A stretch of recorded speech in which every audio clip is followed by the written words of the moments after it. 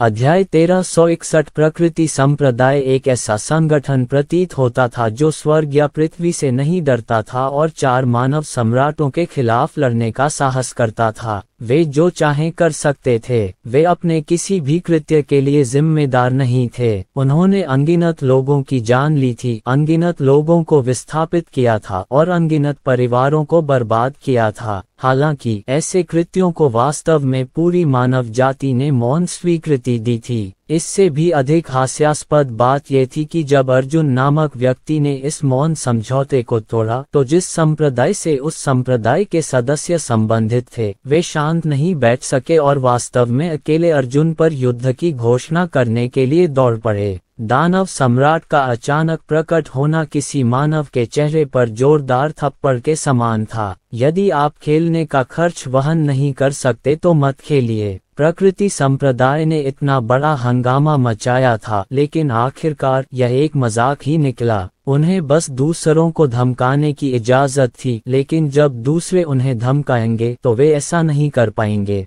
वे बेशर्म हो जाएंगे। किसी महल में हरे रंग का वस्त्र पहने परंतु सिर पर हरे रंग का मुकुट पहने एक सुंदर व्यक्ति बहुत गुस्से में था। इस आदमी के सामने वह बदसूरत आदमी था जिसने वेलुरियम संप्रदाय से काली किताब और छोटी गौरैया छीन ली थी। संदेश पढ़ने के बाद सुंदर आदमी ने उसे जमीन पर पटक दिया और बदसूरत आदमी की ओर इशारा करते हुए डांटा, देखो तुमने क्या किया है। क्या आप उस शापित राक्षस पालतू जानवर को अर्जुन को वापस नहीं लौटा सकते? आपने पहले ही हमारे प्रकृति संप्रदाय को बहुत निष्क्रिय स्थिति में डाल दिया है। प्रकृति के संप्रदाय हमेशा बलवान और दुर्बल दोनों के प्रतिनिधि रहे हैं। उनके तरीके चाहे कितने भी घृणित क्यों न हो, उन्हें उचित और तार्किक माना जाता था। लेकिन अब शियांग नान ने पूरे प्रकृति संप्रदाय को मंच पर खींच लिया था, बल्कि यह एक ऐसा अस्तित्व बन गया था जो कमजोरों को धमकाता था।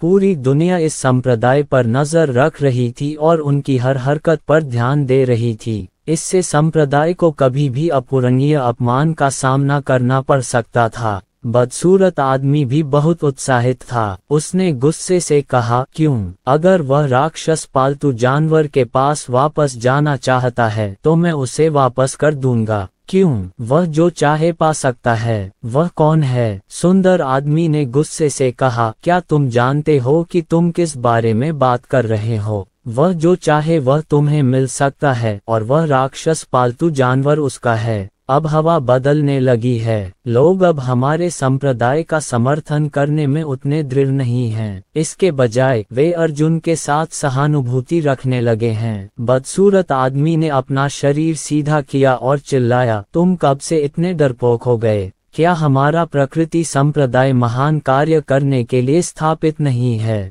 हम 4 सम्राटों से भी नहीं डरते, बल्कि हम एक छोटे अर्जुन से डरते हैं। सुंदर आदमी ने गहरी सांस ली और कहा, ये युद्ध उचित नहीं है। अगर हम जीत गए तो हमें गौरव नहीं मिलेगा, अगर हम हार गए तो हमें सबसे भारी कीमत चुकानी पड़ेगी। वह शापित राक्षस पालतू, यह आपके लिए इतना महत्वपूर्ण क्यों है? मैं आपको किसी भी कीमत पर जाने नहीं दूंगा। बदसूरत आदमी ने गुस्से से कहा, मैं बुराई में विश्वास नहीं करता। मैं उस राक्षस पालतू जानवर को अर्जुन को वापस नहीं करना चाहता। मैं देखना चाहता हूँ कि वह मेरे साथ क्या कर सकता है। मुझे प्रकृति संप्रदाय को कभी भी कुछ भी करने के लिए किसी कारण की आवश्यकता नहीं पड़ी। मुझे अतीत में किसी कारण की आवश्यकता नहीं थी, लेकिन मुझे इस बार अर्जुन को कुचलने की भी आवश्यकता नहीं थी। मैं चाहता हूं कि उसे इस दुनिया में रहने का पछतावा हो। मैं चाहता हूं कि उसे मेरे संप्रदाय के विरुद्ध जाने का पछतावा हो। आपको मेरे मामलों के बारे में चिंता करने की जरूरत नहीं है। मैंने ये खुद किया है और मैं खुद इसका ध्यान रखूंगा। यह मामला खत्म नहीं हुआ है। अंतहीन जंगल के किनारे पर अर्जुन विश्व रक्षक संप्रदाय के बुजुर्ग को शीघ्रता से मारने में सक्षम था। इसका मुख्य कारण ये था कि वह त्वरण सरणी पर खड़ा था और कृपाण प्रकाश को प्रकाश की गति तक त्वरित करने में सक्षम था। एक बार जब वह इस सुरक्षित क्षेत्र से बाहर निकल जाता तो उसके पास प्रकाश की पूरी गति से यात्रा करने की क्षमता नहीं रहती। इसके अलावा जब भी वह आधी गति वाला प्रकाश छोड़ता तो उसे भारी कीमत चुकानी पड़ती। इस समय वह 4 दिव्य मार्शल 5वें परत संप्रदाय के सदस्यों का शिकार करने के लिए बहुत दबाव में था, इसलिए उसके पास अपने सपनों के शरीर को छोड़ने के अलावा कोई विकल्प नहीं था। अर्जुन दिव्य मार्शल आर्ट के 5वें स्तर पर पहुंचने के बाद उसने लगभग 1 मिनट में उन चारों को अपने पैरों तले रौंद दिया। अर्जुन ने चारों लोगों की ओर ठंडी निगाहों से देखा और कहा, मुझे उस छोटी चिड़िया का पता जानना है। वे चारों निराशा में हंसने लगे, लेकिन उनमें से किसी ने भी कोई जानकारी नहीं दी। इसके विपरीत संप्रदाय का एक सदस्य जोर से हंसा, आगे बढ़ो और हमारे साथ दुश्मनी जारी रखो। जितना अधिक तुम ऐसा करोगे उतना ही बुरा व्यवहार तुम्हारे छोटे शैतान पालतू जानवर को मिलेगा। मैं तुम्हें ये बताने से नहीं डरता कि यदि तुम इसी तरह डटे रहे तो शायद हमारे संप्रदाय के लोग तुम्हारे छोटे से शैतान पालतू जानवर को टुकड़े टुकड़े कर देंगे। ये वह वाक्य था जिसने अर्जुन की शेष बची हुई तर्कसंगतता को प्रज्वलित कर दिया। अर्जुन ने पहले ही मौत की तलवार पकड़ ली थी। रुको! 8 आंखों वाला सांप चिल्लाया। बढ़ बोले अर्जुन, तुम्हें शांत होना होगा। नन्हा गौरैया इस समय किसी खतरे में नहीं है। तुमने कहा था कि उसने भी पुनरुत्थान की गोली खा ली है। अगर यह सचमुच मारा गया है तो भी इसे पुनर्जीवित किया जा सकता है। बीस्ट स्पिरिट आइलैंड की लड़ाई में आपके द्वारा बिताए गए पुनरुत्थान समय के अनुसार छोटे पक्षी को पुनरुत्थान और पुनर्गठन से गुजरने के लिए 1 से 3 महीने की आवश्यकता होगी। जब तक ये सचमुच पुनर्जीवित नहीं हो जाता, प्रकृति संप्रदाय को इसे दोबारा मारने का मौका नहीं मिलेगा। आपके पास अभी भी समय है। जीवित अर्जुन ने पहले ही 8 आंखों वाले सांप को डरा दिया था। उसके पास चरणहीन क्लेश उंगली, वज्र के 9 परिवर्तन और ताई दिव्य कला थी। यदि यह व्यक्ति अचानक मरे हुए लोगों में विलीन हो जाए तो परिणाम स्वरूप 8 आंखों वाला सांप कांपने लगेगा। क्या आप आशा करते हैं कि लिटिल स्पैरो आखिरी चीज जो देखेगी वह मरे हुए अर्जुन होंगे? क्या उस समय भी आपके मन में लिटिल स्पैरो के लिए कोई दया होगी? 8 आंखों वाले सांप के शब्दों ने अचानक अर्जुन को वास्तविकता में वापस खींच लिया। उन्हें यातना दो, जो भी उपाय सोच सको इस्तेमाल करो। 8 आंखों वाले सांप ने संप्रदाय के सदस्यों को ठंडी निगाहों से देखा। चूंकि वे पश्चाताप नहीं करते इसलिए तुम निर्दयी हो सकते हो। अर्जुन ने गहरी सांस ली और बोलने वाले संप्रदाय के सदस्य के पैर की नसें तोड़ दी। सदस्य बुरी तरह चिल्लाया, लेकिन उसने मरने पर भी जाने से इनकार कर दिया। उसने कोई भी जानकारी नहीं दी। मैं तुमसे आखिरी बार पूछना चाहता हूँ, छोटी गौरैया कहाँ है? अर्जुन की आवाज ठंडी और बेरहम थी। संप्रदाय का सदस्य जोर से हंसा। तुम्हारे द्वारा मारा जाना भी मृत्यु है, लेकिन अगर मैं संप्रदाय से विश्वासघात करूंगा तो न केवल मैं मरूंगा बल्कि मेरे पीछे का परिवार भी फंस जाएगा। क्या तुम्हें लगता है कि मैं तुम्हें बताऊंगा? अर्जुन ने सिर हिलाया और कहा, तो जाओ मर जाओ। इसके साथ ही अर्जुन ने संप्रदाय के सदस्य का सिर काट दिया। उसके बाद वह दूसरे व्यक्ति से पूछने गया, लेकिन दूसरे व्यक्ति का रवैया भी पहले व्यक्ति जैसा ही था। वे आत्मसमर्पण करने के बजाय मरना पसंद करेंगे। अर्जुन फिर मारा गया। दूसरे व्यक्ति को मारने के बाद वह तीसरे व्यक्ति से पूछने गया और अंततः तीसरे व्यक्ति को भी मार डाला। इन संप्रदायों के लोग बहुत ही जिद्दी थे। चाहे उन्हें किसी भी तरीके से धमकाया जाए, वे कभी नहीं छोड़ते थे। इसके कारण अर्जुन में गतिरोध उत्पन्न हो गया। अभी एक आखिरी व्यक्ति बचा था। अगर वे सब मारे गए तो प्रकृति संप्रदाय के सुराग मिट जाएंगे, लेकिन उसे बोलने के लिए मजबूर करने के लिए उसे किस तरह का तरीका अपनाना पड़ा।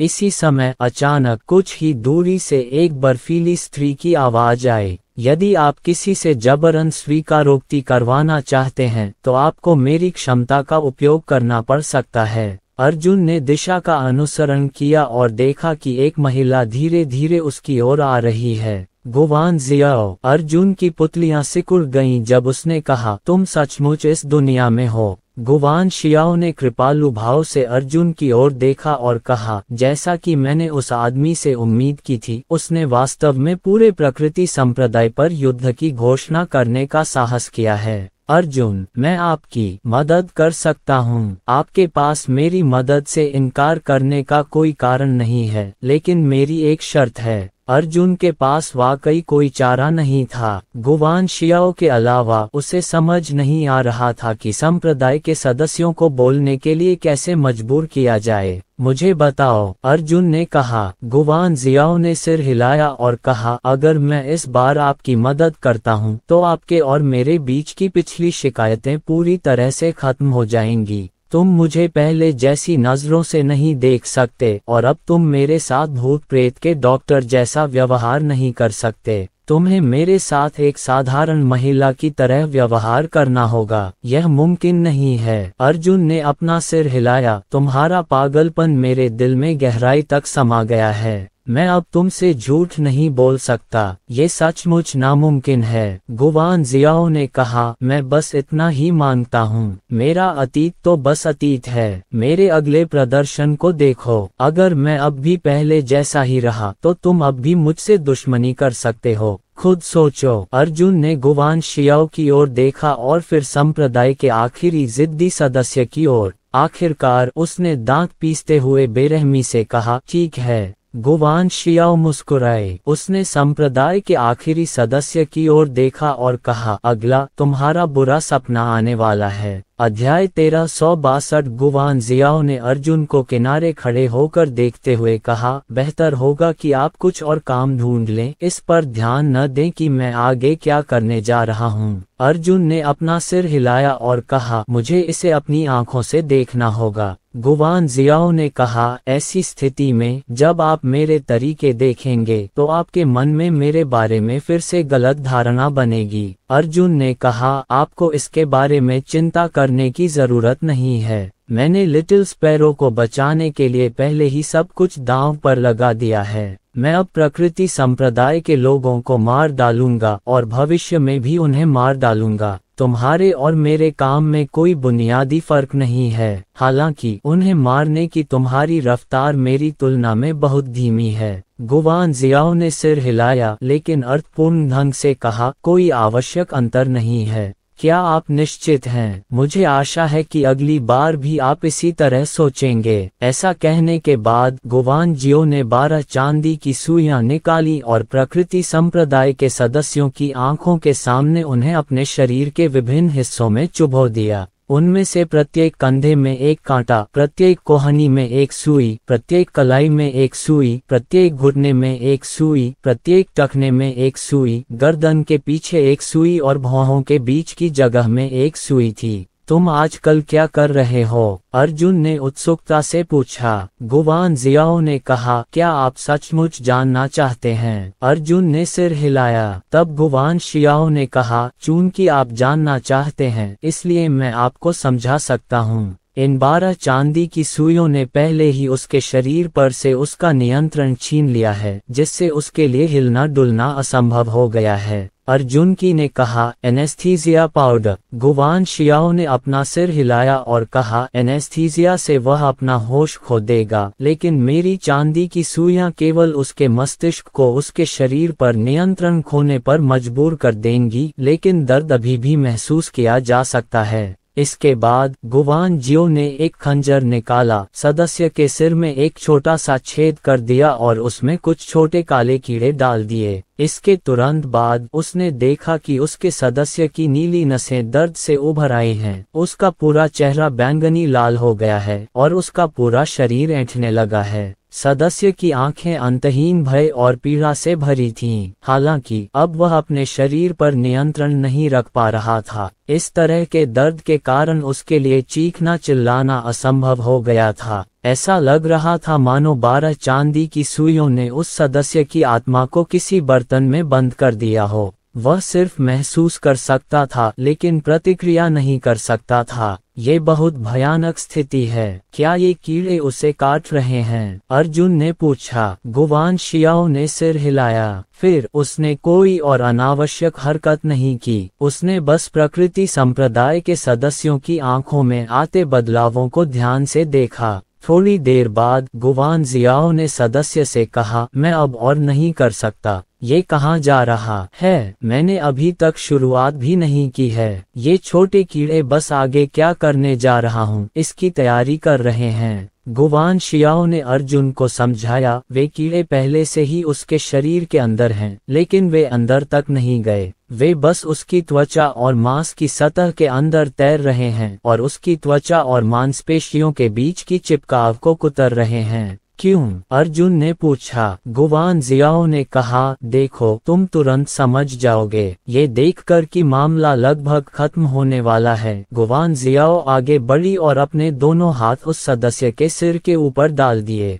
खंजर ने दरार को चीरते हुए उसके दोनों सिरों को पकड़ लिया। इसके बाद उसके हाथ अचानक अलग हो गए और एक तीखी ची ध्वनि सुनाई दी। उस सदस्य की बाहरी त्वचा को गुवान जियो ने तेज गति से 2 टुकड़ों में फाड़ दिया। मानव त्वचा मुख्य शरीर से पहले ही अलग हो चुकी थी। यह एक फाड़ा गया था, लेकिन इसमें केवल मानव त्वचा ही उतरी थी। उस पल शियांग नान को एक भ्रम हुआ। गुवान शियाओ का व्यवहार उन दर्जियों जैसा था जो रूलर से कपड़े का नाप लेते हैं, बैठकर निशान लगाते हैं, फिर कपड़े को आधा फाड़ देते हैं। अर्जुन ने खुद को होश में रखने के लिए अपना सिर हिलाया। उसने फिर देखा तो पाया कि वह अंग पहले ही मांस और खून में बदल चुका था। उसके शरीर की मांसपेशियां और चर्बी सब हवा में खुल गई थीं। उन कीड़ों ने बड़े करीने से काटा, जिससे उसके अंग की मांसपेशियां और ऊतक खंडित अवस्था में नहीं दिखे। इसके बजाय उन्होंने लोगों को ऐसा एहसास दिलाया जैसे इस व्यक्ति के जन्म से ही उसकी त्वचा नहीं थी।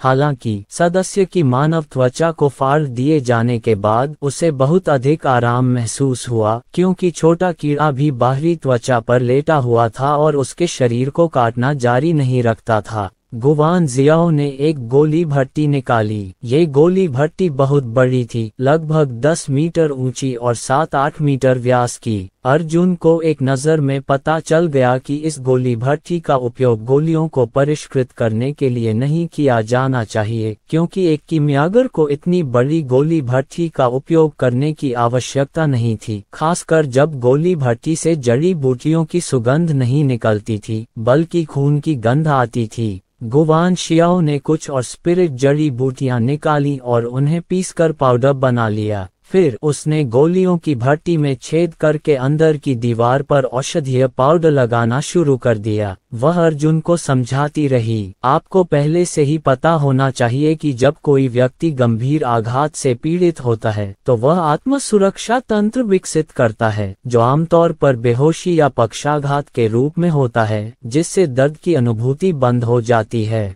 ये औषधीय चूर्ण मेरे विशिष्ट नुस्खे हैं। इनमें से कुछ का मस्तिष्क को साफ करने वाला अद्भुत प्रभाव है, जिससे वह हर समय जागृत रह सकता है। दूसरे भाग का उपचारात्मक प्रभाव है, जो उसे जल्दी मरने से रोकता है। समाप्त करने के बाद गुवान जियाओ ने एस्ट्रल क्यूई लॉ की एक किरण जारी की और गोली भट्टी को लाल कर दिया। फिर उस सदस्य की भयभीत निगाहों के नीचे गुवान जियो ने उसके चेहरे पर थपथपाया और कहा, मुझे पता है कि आप भी बहुत उत्सुक हैं, इसलिए आप इसे आगे स्वयं अनुभव कर सकते हैं। ऐसा कहने के बाद गुवान जियो ने अचानक सदस्य के शरीर से 12 चांदी की सुइयां बाहर खींच लीं और जैसे ही उसने अपनी गतिशीलता वापस पाली, उसने उसे गोली भट्टी के शीर्ष कवर के माध्यम से लात मार दी। बादलों के बीच से एक दयनीय चीख गूंज उठी, जो खाली जंगल में गूंज उठी। जलती हुई गोली भट्टी के अंदर प्रकृति संप्रदाय के सदस्य बिना त्वचा के लौटते, कूदते और चीखते थे।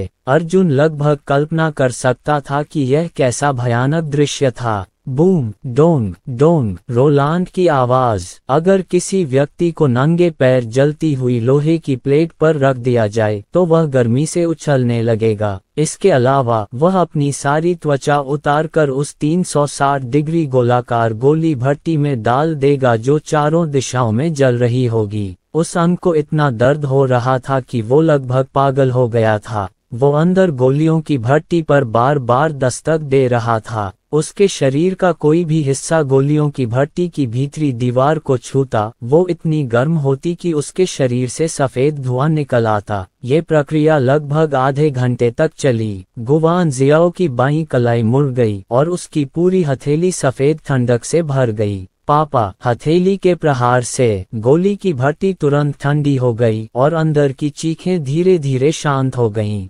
गोलियों की भट्टी की गर्मी के बिना उसके लिंग का दर्द जल्दी ही कम हो गया। उसका पूरा शरीर गोलियों की भट्टी में जकड़ा हुआ था, कांप रहा था। डर के अलावा उसकी आंखें निराशा से भरी थीं। लेकिन फिर गोली भट्टी अधिक से अधिक सफेद होती गई और इसमें बड़ी मात्रा में ठंडी ऊर्जा डाली गई, जिससे सदस्य ठंड से लगातार कांपने लगा। गुवान जियाओ ने संतुष्टि में सिर हिलाया और कहा, दूसरा चक्र शुरू हो गया है। ऐसा करते हुए उसने अपना दाहिना हाथ घुमाया और उमड़ती हुई एस्ट्रल क्यूई लपटें जलने लगीं। वह जल्दी से बर्फ सी ठंडी गोलियों की भट्टी को फिर से जलाने लगी। कुछ मिनट बाद अंदर से दयनीय चीखें फिर से सुनाई देने लगीं। वह सदस्य एक सिरहीन मक्खी की तरह था जो हर जगह टकरा रहा था, इस जलते हुए नरक से भागने की पूरी कोशिश कर रहा था। हालांकि इस गोली की भट्टी को गुवान जियाओ ने मजबूती से बंद कर रखा था।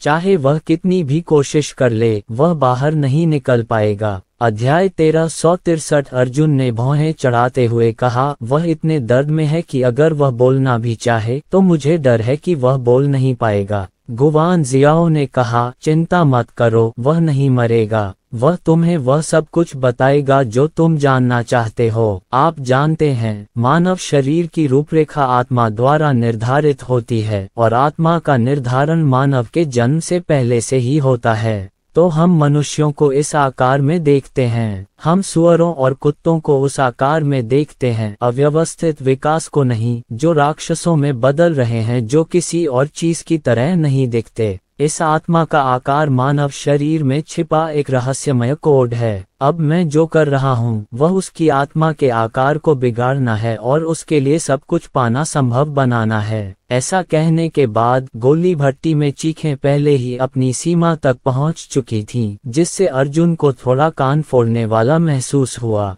तभी गुवान जियाओ ने गोली भट्टी का ऊपरी ढक्कन खोला। वह रक्त राक्षस, जो न तो मानव था और न ही भूत, अचानक गोली भट्टी के ऊपरी ढक्कन से बाहर कूद गया। हालांकि इससे पहले कि वह बहुत ऊपर पहुंच पाता, उसे गुवान जियाओ के टखने ने पकड़ लिया और वह जमीन पर गिर गया। अब मैं तुम्हें दिखाती हूँ कि इंसान किस रूप में विकसित हो सकते हैं, गुवान जियाओ ने अर्जुन से कहा और अपने होंठ चाटे। मैं भी इसका बेसब्री से इंतजार कर रही हूँ, क्योंकि जब हर कोई दर्द में तड़पता है तो जो उलझन पैदा होती है वह अलग होती है। उनके भौतिक विकास का परिणाम आमतौर पर उनकी अराजक चेतना से निकटता से जुड़ा होता है। अर्जुन ने गुवान जियाओ की आंखों में एक रोशनी देखी। उस प्रकार का प्रकाश एक रसायनज्ञ के समान था जो सर्वोत्तम सामग्रियों को देख रहा हो, एक शिल्पकार के समान था जो पाताल लोक की धातुओं को देख रहा हो, एक रसोइया के समान था जो संसार की सबसे स्वादिष्ट सामग्रियों को देख रहा हो तथा अधीरता पूर्वक अपने कौशल का प्रदर्शन करना चाहता हो। इस तरह की रोशनी से अर्जुन कांप उठा।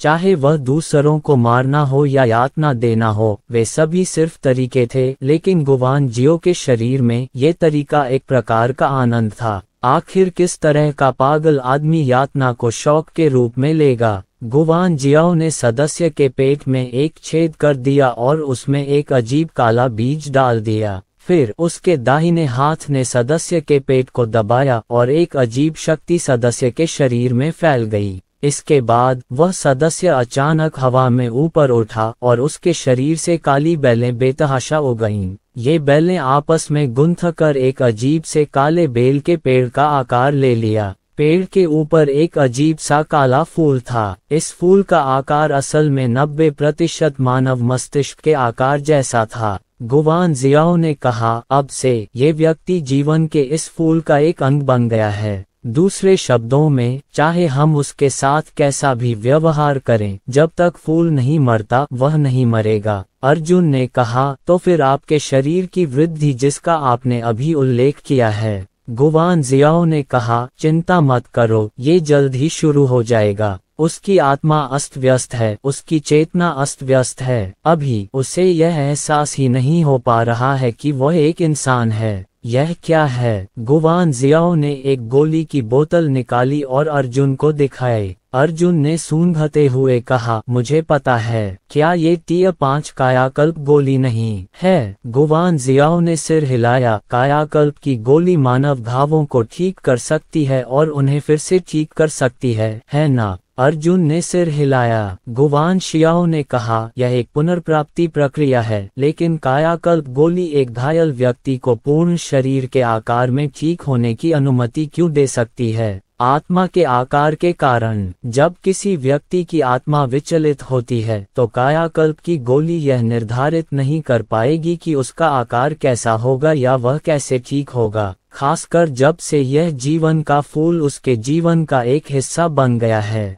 तो आइए इंतजार करें और देखें। गुवान जियो ने कायाकल्प की गोली सदस्य के मुंह में ठूंस दी। बहुत जल्दी ही टियर 5 कायाकल्प गोली प्रभावी हो गई। सबसे पहले उस अंग की जो बाहरी त्वचा खो गई थी वह चमत्कारिक रूप से वापस आ गई थी। एकदम नई बाहरी त्वचा उग आई थी और यह एक नवजात शिशु की तरह थी जो खरीदारी और चिकनाई कर रहा था। सदस्य के चेहरे पर खुशी की एक धुंधली सी झलक थी। उसकी चेतना पहले ही धुंधली हो चुकी थी, लेकिन शरीर के ठीक होने से मिलने वाला सुख उसे अब भी सुकून दे रहा था, जब एक पुरुष और एक महिला एक साथ अच्छा समय बिता रहे थे। हालांकि उसके ठीक होने के बाद सब कुछ बदल गया था। सामान्यतः जब सदस्य की त्वचा पूरी तरह से ठीक हो जाती थी तो यह समाप्त हो जाता था, लेकिन वास्तव में ऐसा नहीं था। उस सदस्य का शरीर अव्यवस्थित अवस्था में बढ़ने लगा। सदस्य के शरीर की सतह से छोटी छोटी मांसल प्रक्रियाएं विकसित हुईं।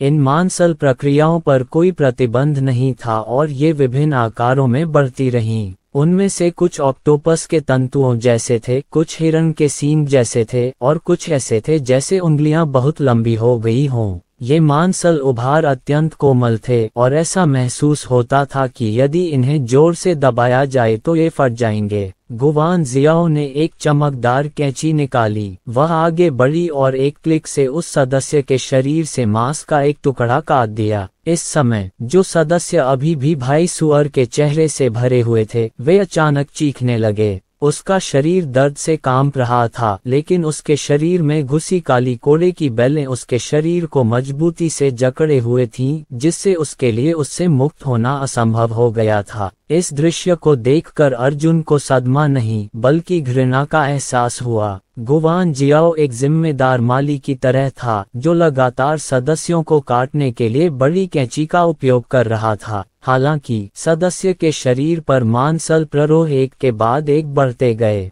जड़ें कट जाने के बाद वे तुरंत नई जड़ें उगाना शुरू कर देते। ठीक इसी तरह गुवान जियाओ तब तक काटता रहा जब तक कि जमीन उन अजीब मांस के उभारों से ढक नहीं गई। आधे घंटे बाद गुवान जियाओ थक गई। उसने कैंची नीचे रख दी और अपने हाथ से उस सदस्य का बायां हाथ जोर से खींच लिया। उस सदस्य का बायां हाथ वास्तव में अधिक से अधिक लंबा खींचा जा रहा था। अंग का शरीर लंबा हो गया था, लेकिन उसके शरीर का आयतन नहीं बदला। उसकी भुजा जितनी लंबी होती बाकी अंग भी उसके साथ खींच जाते। अर्जुन ने ये भी देखा कि सदस्य का चेहरा उसकी बांह के विस्तार के साथ उसकी बांह पर खींच लिया गया था। जैसे जैसे वह खींचता गया उसका मुंह, आंखें और कान उसकी बांह की ओर खींचते गए। अंत में उस सदस्य की दोनों आंखें उसकी बांह के कोने पर पहुंच गईं और उसका पूरा चेहरा उसकी बांह पर पिघल गया। ये प्रभाव बेहद विचित्र था। गुवान जियाओ ने अपनी लंबी बांह खींची और उसे ऊपर लगे बड़े काले फीते पर रख दिया। बड़े फूल ने अपना मुंह खोला और बांह को चबाना शुरू कर दिया। उसके हाथ, कलाइयां, कोहनियां, आंखें, कान और मुंह सब चबाकर निगल गए। एक और भी अजीबोगरीब दृश्य में फूल और अंग आपस में मिल गए। फूल द्वारा अंग के शरीर को खाने के बाद मूल अंग के स्थान से नया मांस और रक्त निकलने लगा और वह एक नए इंसान में बदल गया। यह मानव वास्तव में वही सदस्य था। गुवान शियाओ ने समझाया, अगर कोई फूल उसे खा ले तो ये खुद को खाने के बराबर है। उसकी आत्मा का आकार तय करता है कि वह फूल के साथ नहीं मिलेगा, उसका शरीर बढ़ता रहेगा। अगर मैं खुद को खाने से नहीं रोका तो ये प्रक्रिया हमेशा हमेशा के लिए जारी रहेगी। अध्याय 1364। अर्जुन ये दृश्य देखकर हक्का बक्का रह गया। उसने अपनी लार निगल ली और चौंक कर पूछा, तो क्या उसे दर्द हो रहा है? गुवान जियाओ ने कहा, जाहिर है, मैं अभी आपको बताना भूल गया। इस फूल का एक काम उसकी जीवन शक्ति को प्राप्त करना और उन दोनों को एक सहजीवी अवस्था में लाना है। दूसरा पहलू यह है कि फूल के जहर से उसकी संवेदी क्षमता उसके मूल आकार से 10 गुना अधिक उत्तेजित हो गई है। हमारे लिए हमारे शरीर पर तलवार लगने का दर्द उसके दर्द से 10 गुना अधिक है, तो फिर वह क्यों है? अर्जुन बस पूछने ही वाला था कि उसने बुरी तरह चिल्लाना बंद कर दिया। तभी उसे अचानक एहसास हुआ कि उसका सवाल कितना बेतुका था। उस सदस्य की आंखें और मुंह फूलों में गड़ गए थे और उसके शरीर का कोई भी हिस्सा ऐसा नहीं था जिससे वह बुरी तरह चीख सके। यद्यपि उस अंग को लगातार खाया जा रहा था तथा उसका नया मुंह और आंखें लगातार विकसित हो रही थीं, फिर भी उसे एक दयनीय चीख निकालने से पहले ही खा लिया गया। सदस्य की लंबी भुजा एक पाइप की तरह थी जो हमेशा अपने शरीर और काले फूल को याद करती रहती थी। अर्जुन ने आकाश की ओर देखा और कहा, लगभग समय हो गया है, चलो इसे जल्दी से खत्म करते हैं। इस बार अर्जुन के आगमन की जानकारी पूरी दुनिया को थी और स्वाभाविक रूप से इसमें बाई वंश भी शामिल था। हालांकि अर्जुन की आवाज दक्षिणी सम्राट के माध्यम से ही पहुंची थी। ये दर्शाता था कि दक्षिणी सम्राट अर्जुन के अभियान का समर्थन कर रहे थे। बाई वंश को कुछ डर होगा और वे सीधे अर्जुन की हत्या करने की हिम्मत नहीं करेंगे, अन्यथा दक्षिणी सम्राट निश्चित रूप से व्यक्तिगत रूप से हस्तक्षेप करेंगे। लेकिन अब अर्जुन के 3 दिवसीय समझौते को समाप्त हुए आधा दिन बीत चुका था और सम्राट का ध्यान अर्जुन पर कम होता जा रहा था। जब तक दक्षिणी सम्राट का ध्यान इस समझौते से हट नहीं जाता तब तक बाई कबीले के लोग निश्चित रूप से तुरंत बाहर निकलकर अर्जुन को मार डालेंगे। अर्जुन को इस बात का अंदाजा भी नहीं था कि इस समय बाई कबीले के लोग पहले से ही उसके बहुत करीब घात लगाए बैठे थे।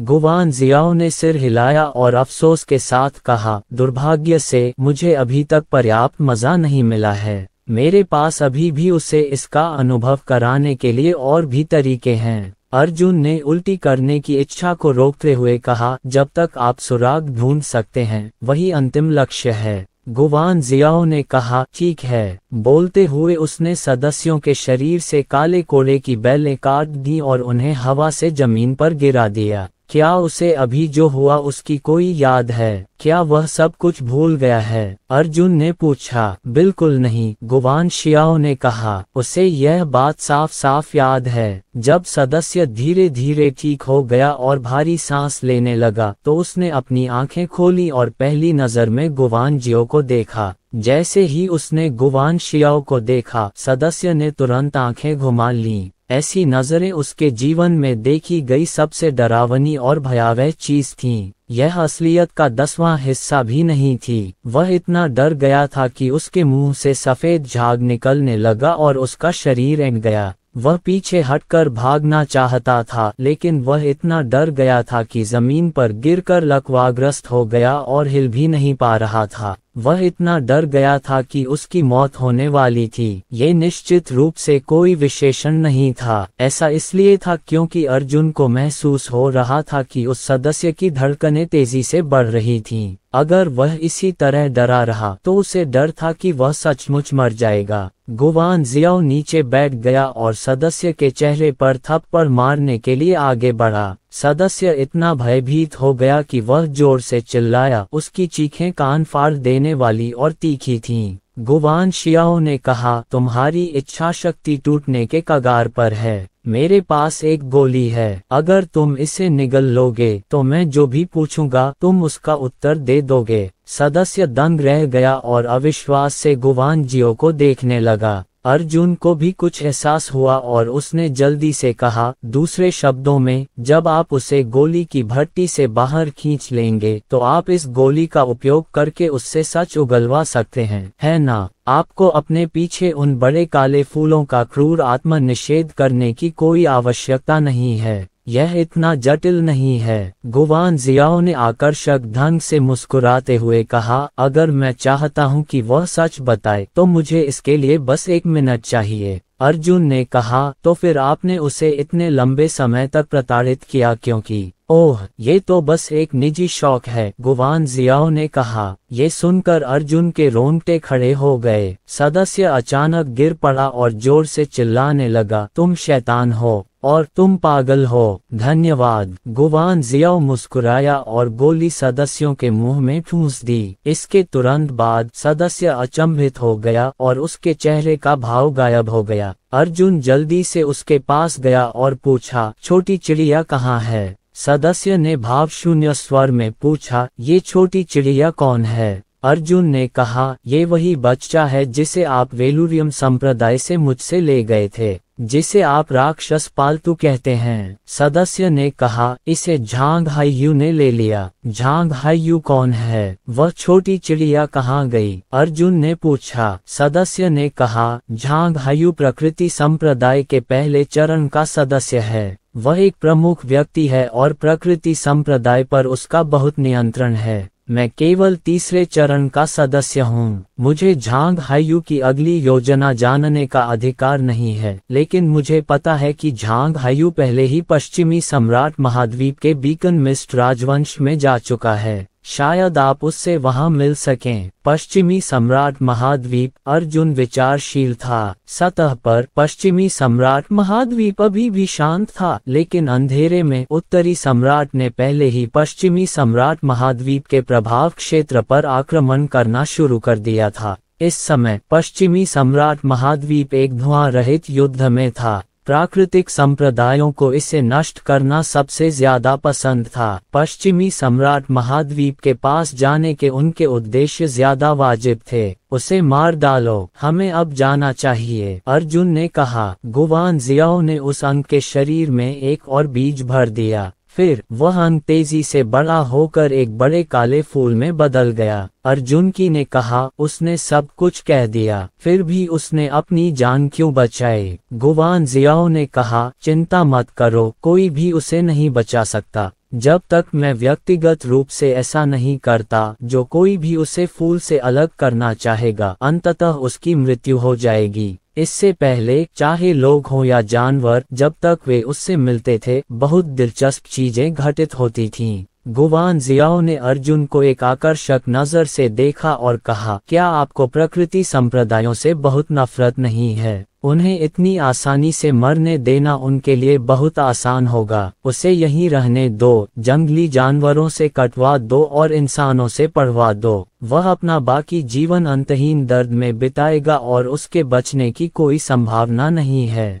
गुवान शियाओ ने कहा, जो लोग मेरे हाथों से गुजरे हैं, उनके लिए मौत एक विलासिता बन गई है। उन्हें जो झेलना पड़ता है वह अनंत नरक है। इसके साथ ही गुवान जियाओ ने अर्जुन की बांह पकड़ ली और प्यार से कहा, चलो पश्चिमी सम्राट महाद्वीप पर चलते हैं। मैं अब और इंतजार नहीं कर सकता। अर्जुन ने अपने पीछे खड़े संप्रदाय के सदस्यों को भयभीत होकर देखा। उसने मन ही मन सोचा कि उसे लंबे समय तक यातनाएं दी गईं और उसने सच कहा था, लेकिन अंत में उसे राहत नहीं, बल्कि और भी ज्यादा कष्ट मिला। इस स्थिति में मृत्यु सचमुच एक विलासिता बन गई। जब दूसरे लोगों ने दुश्मन सदस्यों का अपहरण कर लिया, तो उन्होंने पूछा कि वे क्या जानना चाहते हैं। वे सब एक ही वार में मारे गए थे, लेकिन उसका क्या हुआ? ऐसा सुखद अंत तो होता ही नहीं। अब ये बात मायने नहीं रखती कि आप उसके सवाल का जवाब देंगे या नहीं। अहम बात यह है कि एक बार आप उसे देख लेंगे तो वह आपको कभी जाने नहीं देगी। अब अर्जुन को अंततः समझ में आया कि क्यों दुनिया इतनी भयभीत हो जाती है कि जब वे भूत डॉक्टर शब्द का उल्लेख करते हैं तो उनकी आत्माएं नष्ट हो जाती हैं। वह क्या कह रहा है। अगर भूत डॉक्टर आप पर नजर रख रहा है तो बेहतर होगा कि आप तुरंत खुद को मार डालें। यही सबसे अच्छा नतीजा है। चाहे कुछ भी हो, उसके हाथों में मत पड़ो। अध्याय 1365। अर्जुन अंतहीन जंगल के दक्षिणी तट पर स्थित था, दक्षिणी सम्राट महाद्वीप के क्षेत्र के भीतर, जबकि दक्षिणी सम्राट पश्चिमी सम्राट के क्षेत्र की सीमा पर था। सीधे ऊपर से उड़ना बहुत समय की बर्बादी होगी। इस दुनिया का क्षेत्रफल अर्जुन की दुनिया से कहीं ज्यादा बड़ा था। सरल अनुमान के अनुसार यदि दक्षिण पश्चिम सीमा भी हो तो संभवतः उड़ान भरने में करोड़ों मील या 10 करोड़ किलोमीटर से भी अधिक समय लगेगा। अर्जुन ने सीधे स्थानिक छलांग के माध्यम से गुवान जियो का नेतृत्व किया। वह दूर स्थित पश्चिमी सम्राट महाद्वीप का सटीक निर्धारण नहीं कर सका, इसलिए वह केवल यादृच्छिक छलांग लगा सकता था, इस उम्मीद में कि वह 10 बार के भीतर पश्चिमी सम्राट महाद्वीप में प्रवेश करने के लिए पर्याप्त भाग्यशाली होगा। अपनी पहली लंबी अंतरिक्ष छलांग से उन्हें पता चला कि वे अभी भी दक्षिणी सम्राट महाद्वीप में ही हैं। इस छलांग में उन्होंने 12 करोड़ किलोमीटर की छलांग लगाई, लेकिन वे दक्षिणी सम्राट महाद्वीप के क्षेत्र से बाहर नहीं निकल पाए। यह इस बात को साबित करने के लिए काफी था कि यह क्षेत्र कितना विशाल था। उसके बाद उसने लगातार 31 बार छलांग लगाने की कोशिश की। इस बार वह आखिरकार पहुंच ही गया, क्योंकि उनके बीच की दूरी बहुत अधिक थी। अर्जुन सूर्य या तारों वाले आकाश की स्थिति के आधार पर अपने क्षेत्र का अनुमान मोटे तौर पर लगा सकता था। 31 स्थानिक छलांगों में से एक बेहद खतरनाक थी। अर्जुन लगभग उत्तरी सम्राट महाद्वीप के क्षेत्र में कूद गया था। बाह्य की भयानक धारणा सीमा के साथ अर्जुन को इसमें कोई संदेह नहीं था कि जब तक वह उत्तरी सम्राट के करीब रहेगा, वह उसे पहचान लेगा और तुरंत उसे मारने के लिए दौड़ेगा। स्थानिक उछाल यानी इससे उत्पन्न होने वाले विशाल स्थानिक उतार चढ़ाव इस प्रकार की उछाल की सबसे बड़ी खामियों में से एक थे। इसका पता लगाना बहुत आसान था, इसलिए जब अर्जुन पश्चिमी सम्राट महाद्वीप पर प्रकट हुआ और उसे उसका स्थान पता चला तो उसने उड़ान भरना शुरू कर दिया। मिस्टी बीकन राजवंश पश्चिमी सम्राट महाद्वीप के पश्चिमी तट पर स्थित था और देश छोड़ने वाला था। पश्चिमी सम्राट महाद्वीप उत्तरी सम्राट महाद्वीप की सीमा से लगा हुआ था, लेकिन दोनों महाद्वीपों के बीच में पश्चिम की ओर एक और बड़ा क्षेत्र फैला हुआ था। वह था दानव सम्राट महाद्वीप का क्षेत्र। दूसरे शब्दों में, स्मोक बीकन राजवंश वास्तव में पश्चिमी सम्राट महाद्वीप और दानव सम्राट महाद्वीप का मिलन बिंदु था। दोनों पक्ष अपेक्षाकृत निकट थे, केवल पश्चिमी सम्राटों के एक विशाल समूह द्वारा अलग किए गए थे। बेशक दानव सम्राट महाद्वीप में एक ही समुद्री क्षेत्र के अलग अलग नाम थे। वे इस समुद्र को दानव सम्राट सागर कहते थे। क्या तुम्हें सचमुच लोगों को यातना देते हुए आनंद का अनुभव होता है? रास्ते में अर्जुन बिल्कुल नहीं रुका। वह पहले से ही स्मोक बीकन राजवंश के करीब था और उसने अपनी उड़ान की गति धीमी कर दी। इस स्थान पर प्रकृति संप्रदाय की सेनाएं होनी चाहिए और साथ ही उत्तरी सम्राट की सेनाएं भी होनी चाहिए,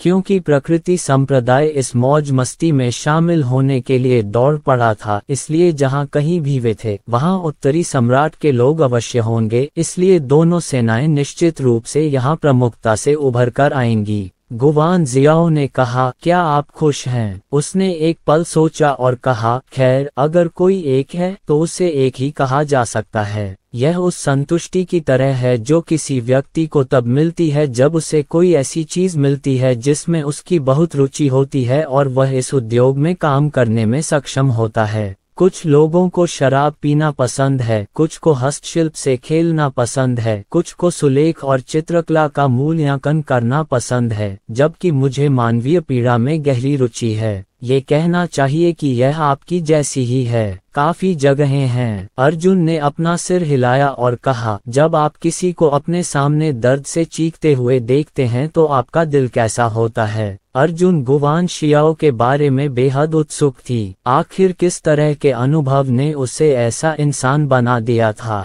गुवान शियाओ ने कहा, मैं जितने अधिक लोगों को यातना देता हूँ उतना ही अधिक सफल महसूस करता हूँ। यह इतना सरल है। मैं मनुष्यों या विविध प्रकार के प्राणियों के अत्यधिक दर्द का पीछा करता रहा हूँ। मैं दर्द को चरम सीमा तक पहुँचाने और उससे बाहर निकलकर ये देखने का तरीका खोजता रहा हूँ कि बाहर कैसी दुनिया है। मुझे लगता है कि यातना देने के बजाय यह एक दर्दनाक कला होनी चाहिए। अर्जुन ने आह भरी। वह जानता था कि चाहे वह कैसे भी पूछे, उसके लिए उसकी उपलब्धि का एहसास पाना नामुमकिन था। मुझे आपको धन्यवाद देना है। अंतहीन जंगल में मुझे बचाने के लिए धन्यवाद। गुवान जियाओकी ने कहा, अंतहीन जंगल तुम्हें बचाया? अर्जुन ने कहा, क्या यह आप नहीं हैं? गुवान जियाओ ने एक पल सोचा और कहा, यह मैं हूँ। अर्जुन को अभी भी उसे अपना हाथ पकड़ने देने की आदत नहीं थी, जिससे उसके रोंगटे खड़े हो गए। जब आप उसे अन्य लोगों को विभिन्न प्रकार के अजीब और भयानक तरीकों से प्रताड़ित करते हुए देखेंगे और वह व्यक्ति मधुर मुस्कान के साथ आपका हाथ थामे हुए होगा, तो आपको कैसा लगेगा? जैसे कोई विषैला सांप अपनी जीभ से आपका चेहरा चाट रहा हो। अगर एक दिन आपको मुझे अपने जैसा बनाने का कोई तरीका मिल जाए तो क्या आप मुझ पर भी यही तरीका अपनाएंगे? अर्जुन ने सतर्कता से पूछा। गुवान शियाओ हंसा, मेरे पास हमेशा से यही तरीका रहा है। मैं तुम्हें नशीला पदार्थ दे सकता हूँ या तब तक यातना दे सकता हूँ जब तक तुम बेहोश न हो जाओ। जब तुम बेहोश हो जाओगे तो मैं अवचेतन रूप से तुम्हारे अवचेतन में यह विचार डाल सकता हूँ कि तुम और मैं पति पत्नी हैं। लेकिन चिंता मत करो, मैं ऐसा नहीं करूँगा, क्योंकि मुझे तुम्हारे लोग चाहिए, तुम्हारा शरीर नहीं। अर्जुन ने गहरी सांस ली और कहा, आपकी दया के लिए धन्यवाद।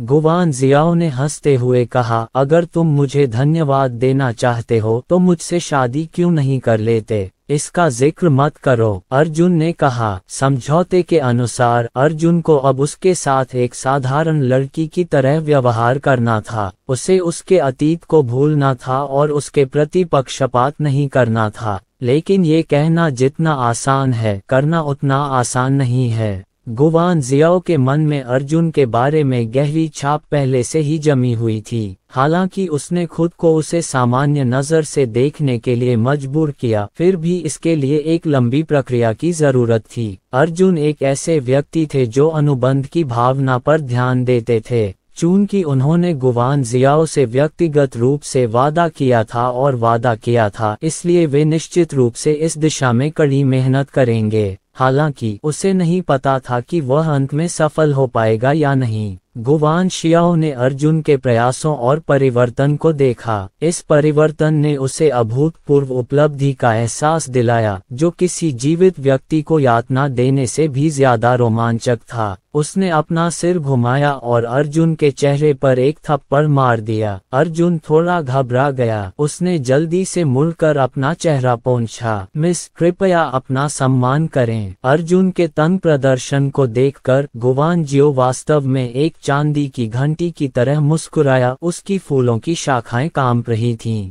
गुवान जियाओ ने धीरे धीरे अपनी भावनाओं को स्थिर किया और गंभीरता से कहा, मैंने जो कुछ भी किया वह तुम्हारे लिए था, जिसमें इस अजीब दुनिया में आना भी शामिल है। मैं उस दिन का इंतजार कर रही हूँ जब तुम मेरे दर्द को महसूस करोगे और मुझे अपने दिल की गहराइयों से स्वीकार करोगे। लेकिन मुझे पता है कि यह कोई आसान प्रक्रिया नहीं है। मेरे पास समय है और मैं इंतजार करूंगी कि तुम धीरे धीरे मुझे स्वीकार करो। धन्यवाद, अर्जुन ने कहा। हालांकि सिर्फ इसलिए कि मैं आपके खिलाफ पक्षपात नहीं करने का वादा करता हूँ, इसका मतलब यह नहीं है कि मैं आपके साथ अपने प्रेमी की तरह व्यवहार करूंगा। तुम मेरे बारे में कैसा महसूस करते हो? गुवान जियाओ ने गंभीरता से पूछा। अर्जुन ने उसकी ओर गहराई से देखा और कहा, मुझे सच बताओ। गुवान जियाओ ने सिर हिलाया। मुझे सच बताओ, मुझे बताओ कि तुम वास्तव में क्या सोचते हो। अर्जुन ने कहा, मुझे डर लग रहा है। हर बार जब मैं तुम्हें देखता हूँ तो मेरे रोंगटे खड़े हो जाते हैं। मैंने पहले कभी किसी में इस तरह की भावना महसूस नहीं की। गुवान शियाओ की आंखें धुंधली पड़ गईं। वह आत्महीनता से हंसी और बोली, अर्जुन, जो आकाश को धरती से नहीं डरा सकती, मुझसे डरती है।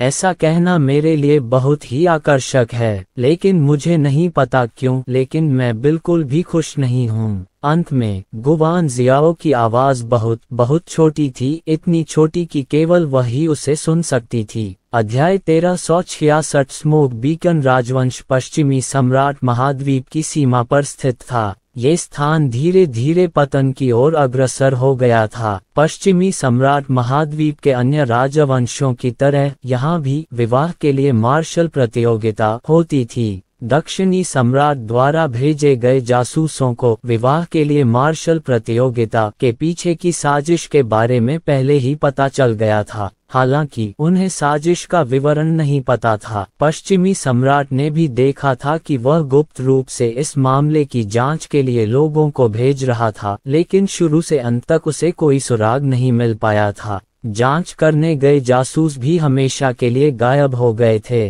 ब्लैक टावर की विशेष क्षमता के कारण ब्लैक टावर के पास आने वाले सभी मार्शल कलाकार अपनी जन्मजात प्रतिभा से प्रभावित हो जाते थे और तुरंत आत्म विनाश कर लेते थे। कई लोगों ने जुवान किंगजू की साजिश को अपनी आंखों से देखा था, लेकिन उनमें से कोई भी जीवित नहीं बच सका और इस साजिश का विवरण नहीं बता सका। जब वे दोनों स्मोक बीकन राजवंश में दाखिल हुए तो उन्होंने पहले ही वातावरण की गर्माहट महसूस कर ली थी। पूरा देश एक खूबसूरत महिला को लेकर उत्साहित था। हर युवा प्रतिभाशाली व्यक्ति उस लड़की को देखने के लिए बेताब था। उसी समय जब अर्जुन और गुवान जियाओ सड़कों पर चल रहे थे तो उन्होंने कुछ रहस्यमय और तैरते हुए लोगों को भी देखा। ये लोग पश्चिमी सम्राट द्वारा भेजे गए जासूस होने चाहिए। गुवान जियाओ ने फुसफुसाते हुए कहा, बुजुर्ग ग्रीन बाम्बू जो कर रहे हैं उससे पश्चिमी सम्राट उलझन में हैं।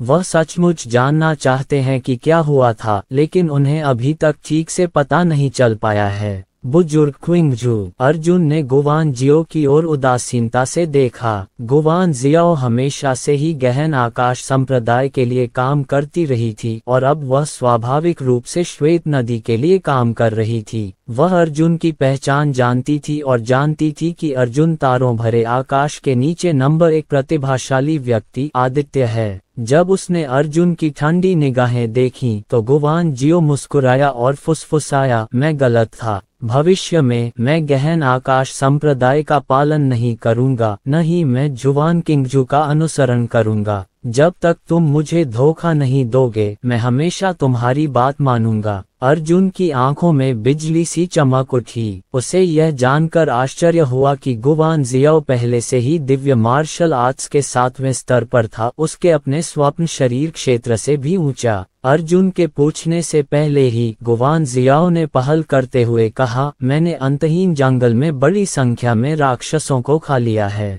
अपने अंधेरे गुण के साथ मैं उन राक्षसों की शक्ति को पूरी तरह से पचा सकता हूँ। अभी मैं लगभग 5वीं श्रेणी के राक्षस के बराबर हूँ। अर्जुन ने ठंडी हवा में सांस ली। ऐसी बात से तो उसे भी सिर दर्द होने लगता। अगर उसके पास ताई दिव्य कला न होती तो इससे निपटना वाकई मुश्किल होता। अगर मेरे पास रैंक 5 का जादुई क्रिस्टल होता तो कितना अच्छा होता। गुवान जियाओ ने आह भरी, हालांकि मैं पहले से ही रैंक 5 के दानव के बराबर हूँ। मैं रैंक 4 के दानव को ही सावधानी से खा सकता हूँ। अगर मैं रैंक 5 के दानवों के समूह से घिरा हुआ हूँ तो भी ये बहुत खतरनाक होगा। अर्जुन ने आह भरते हुए कहा, मेरे पास अभी भी कुछ 100 क्लास 5 मैजिक क्रिस्टल हैं, लेकिन वे सभी झांग हाइयू द्वारा छीन लिए गए। गुवान जियाओ की आंखें चमक उठीं। उसने अपना मुंह खोला लेकिन कुछ नहीं बोली। अर्जुन ने कहा, मैं जानता हूँ कि तुम क्या कहना चाहते हो। मुझे केवल वह छोटी चिड़िया चाहिए। अगर मैं 5वीं श्रेणी के जादुई क्रिस्टल वापस ला सकूं तो मैं वे सब तुम्हें दे सकता हूँ।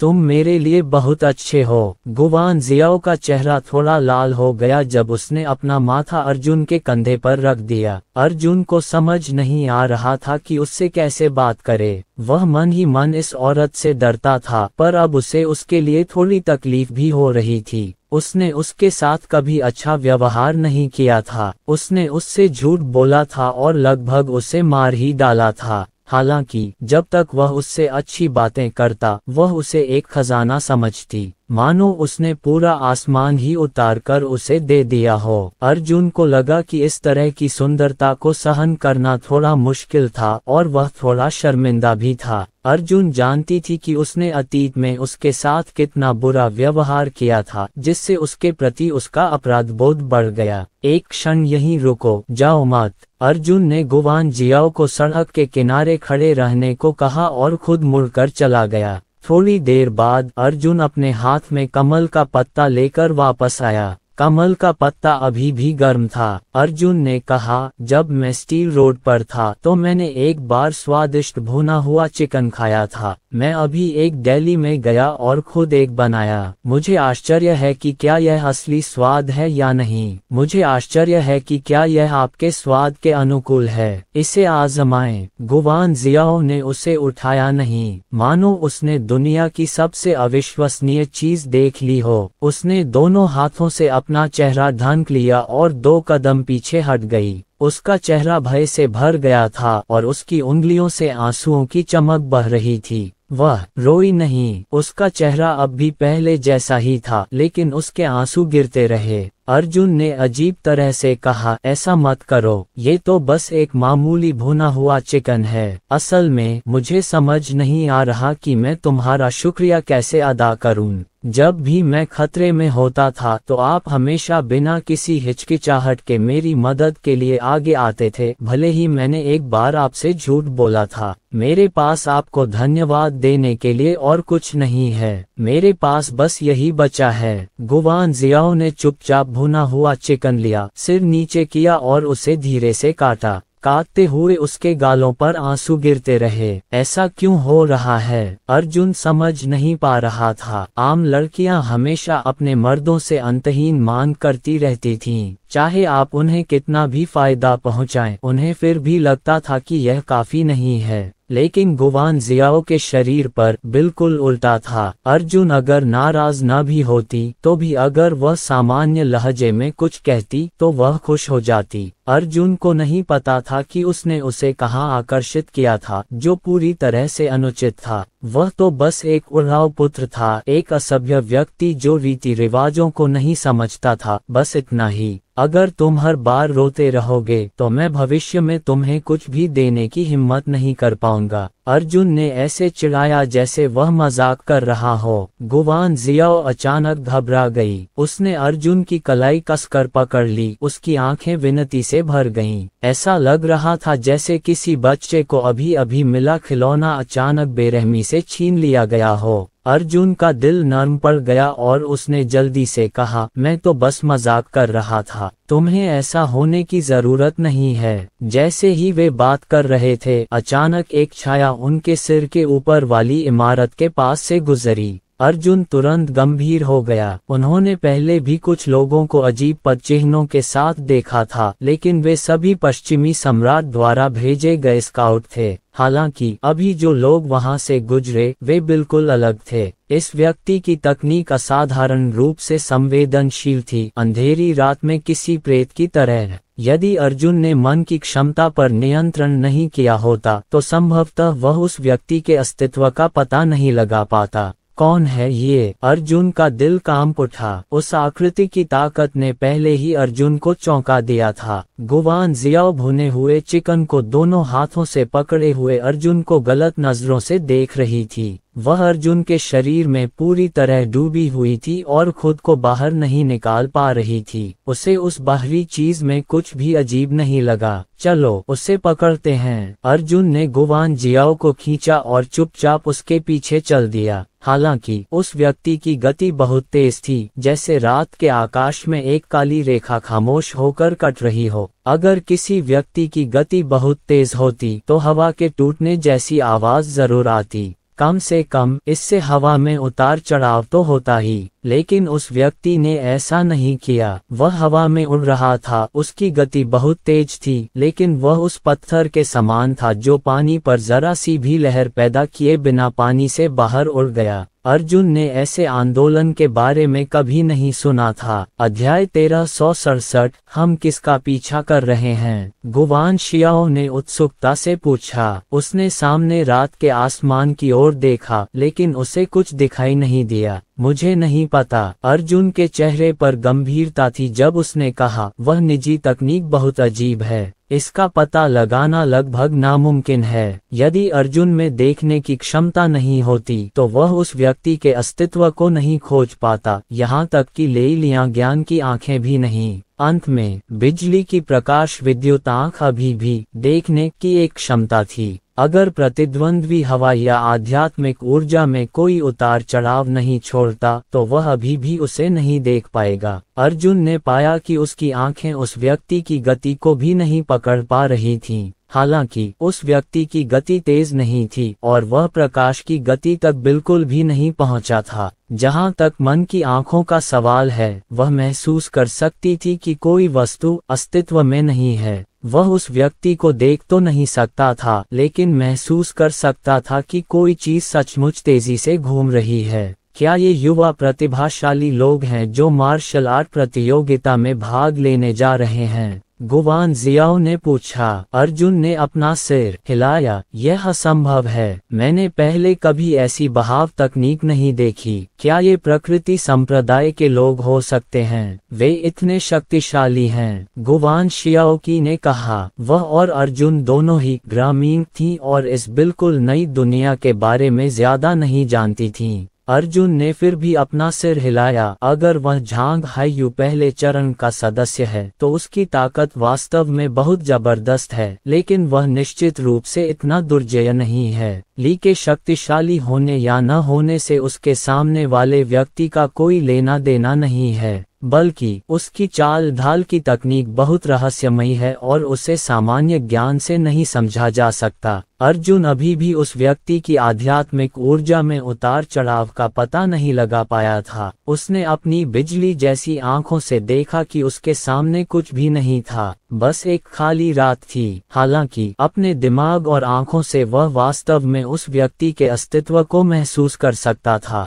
अर्जुन ऐसी भयानक आंदोलन तकनीक को समझ नहीं सका, लेकिन अचानक वह व्यक्ति गायब हो गया। वह इतनी अचानक गायब हो गया कि अर्जुन भी अपने दिमाग से उसका पता नहीं लगा सका। ऐसा कैसे हो सकता है? अर्जुन भी रुक गया। वह हवा में तैर रहा था, उसकी भौहें सिकुड़ी हुई थीं। इसके तुरंत बाद उसके पीछे से तेज हवा का झोंका आया। हवा धीमी थी लेकिन महसूस की जा सकती थी। अर्जुन का दिल धड़क उठा। परिणाम स्वरूप अगले ही क्षण उसकी आंखों के सामने अंधेरा छा गया और वह बेहोश हो गया। जब वह फिर से उठा तो उसने पाया कि वह पहले से ही एक गुफा में था। वह एक चट्टान से बंधा हुआ था और गुवान जियाओ उसके बगल में बंधा हुआ था। गुफा बहुत नम थी और जल वाष्प लगातार संघनित होकर गुफा की दीवार पर पानी की बूंदों के रूप में टपक रही थी। क्या हुआ? गुवान जियाओ का चेहरा सतर्कता से भरा हुआ था क्योंकि उसने हर जगह खोजा, लेकिन उसे कोई नहीं मिला। अर्जुन को भी डर था कि रहस्यमय व्यक्ति ने उसे बेहोश कर दिया होगा। हालांकि अपनी ताकत के बल पर उसे वापस लड़ने का मौका भी नहीं मिला, कम से कम स्वर्गीय मार्शल संघ क्षेत्र में तो। अर्जुन ने एक क्षण सोचा और कहा, शायद यह और भी ऊंचा होगा। लगता है इस बार हमने बहुत परेशानी खड़ी कर दी है। जैसे ही उन्होंने बोलना समाप्त किया, अचानक उनके सामने हवा से तालियों की आवाजें आने लगीं, मानो वे तालियां बजा रहे हों। इसके तुरंत बाद एक महिला रहस्यमय तरीके से प्रकट हुई। अर्जुन और गुवान शियाओ दोनों को लगा कि यह अविश्वसनीय है। अर्जुन ने जोर से अपना सिर हिलाया, मानो ये जांच रहा हो कि उसके सामने जो हो रहा है वह कोई भ्रम तो नहीं है। वह महिला अचानक प्रकट नहीं हुई थी, बल्कि ऐसा लग रहा था जैसे वह हमेशा से अर्जुन और गुवान शियाओ के सामने खड़ी थी। हालांकि किसी अज्ञात कारण से अर्जुन और गुवान जियो ने सहज रूप से उसके अस्तित्व को नजरअंदाज कर दिया। महिला ने एक मुखौटा पहना हुआ था। यह एक बहुत ही अजीब बिल्ली के चेहरे वाला मुखौटा था। यह अजीब इसलिए था क्योंकि उस मुखौटे पर आंख, मुंह या नाक के लिए कोई जगह नहीं थी। इस महिला ने काले रंग की चड्डी पहन रखी थी। वह सुडौल और अति सुंदर थी, लेकिन उसके शरीर पर कोई सुगंध नहीं थी। जब तक वो इंसान था, उसके शरीर पर एक गंध जरूर होगी। शायद इंसान खुद उसे सूंघ न पाते हों, लेकिन राक्षस, दानव और यहाँ तक कि जंगली जानवर भी जिंदा इंसानों की गंध सूंघ सकते थे। यह मांस की गंध हो सकती है या ये ताज़ा खून की गंध भी हो सकती है, लेकिन उस औरत को ऐसा नहीं लगा। हवा जैसी कोई गंध नहीं थी, जैसा कि दुनिया के नंबर 1 कारीगर से उम्मीद की जाती है। महिला ने तालियां बजाईं और कहा, मेरे पदचिह्नों को खोजना आपके लिए आसान नहीं है। किसी कारण से अर्जुन को लगा कि इस महिला की आवाज पहले कहीं सुनी गई है, लेकिन जब उसने इसके बारे में ध्यान से सोचा तो उसे उसके बारे में कोई आभास नहीं हुआ। तुम कौन हो और क्या करना चाहते हो? अर्जुन को रिहा करो, गुवान जियाओ ने गुस्से से कहा। अजीब बात है, महिला बोली, आपने मुझसे जाने के लिए नहीं कहा, इसके बजाय आपने इस कारीगर को जाने दिया, तो तुम दोनों साझेदार हो। अर्जुन ने भौहें चढ़ाईं और कहा, ये जूनियर लापरवाह है। मैंने सीनियर को अपमानित करने का साहस किया है। मुझे उम्मीद है कि सीनियर मुझे छोड़ देंगे। स्त्री बोली, तुम और मैं एक दूसरे को कभी नहीं जानते, न ही हमारे बीच कोई शिकायत या द्वेष है, फिर भी तुम बिना किसी कारण के मेरे पीछे आ गए। तुम सचमुच मुझसे टकरा गए। हालांकि मेरा इरादा आपको छोड़ने का नहीं है। अर्जुन का दिल धड़क उठा। वह जानता था कि यह औरत अथाह है। चूंकि वह उसका प्रतिद्वंद्वी नहीं बनना चाहता था, इसलिए उसने पहले ही चुपके से अपनी स्थानिक कूदने की क्षमता का प्रसार कर लिया था और तेजी से अपनी स्थानिक क्षमता का विस्तार कर लिया था। हालांकि जब अर्जुन को इस हलचल का हल्का सा भी आभास हुआ तो वह महिला गायब हो गई। जब वह पुनः प्रकट हुई तो उसने पहले ही अपने तीखे नाखूनों को अर्जुन के गले पर रख दिया था और कहा, जारी रखो, अपनी स्थानिक क्षमता का प्रसार करते रहो। यदि तुमने इसे फिर से करने की हिम्मत की तो मैं तुरंत तुम्हारा सिर काट दूंगी। रुको। गुवान जियाओ की आंखें लाल हो गईं और वह दहाड़ा, अगर तुमने उसके बालों का एक कतरा भी छूने की हिम्मत की तो मैं तुम्हें मरने के लिए जगह दिए बिना ही मार डालूंगा। अर्जुन को बहुत गहरा सदमा लगा। उसने देखा कि यह औरत अचानक गायब नहीं हुई थी, बल्कि अचानक उसके सामने प्रकट हुई थी। इसके बजाय वह सीधे उसके सामने चली गई। उसे पता नहीं क्यों, लेकिन उसने उसके आने के बारे में कुछ भी नोटिस नहीं किया। यदि वह अपने मन में ध्यानपूर्वक इसे याद करता तो उसे याद आता कि यह महिला सचमुच ही वहां आई थी। हालांकि उसकी इंद्रियां उसे धोखा दे चुकी थीं। जब वह स्त्री उसके बगल से गुजरी तो उसके अवचेतन में उसका अस्तित्व ही नहीं रहा।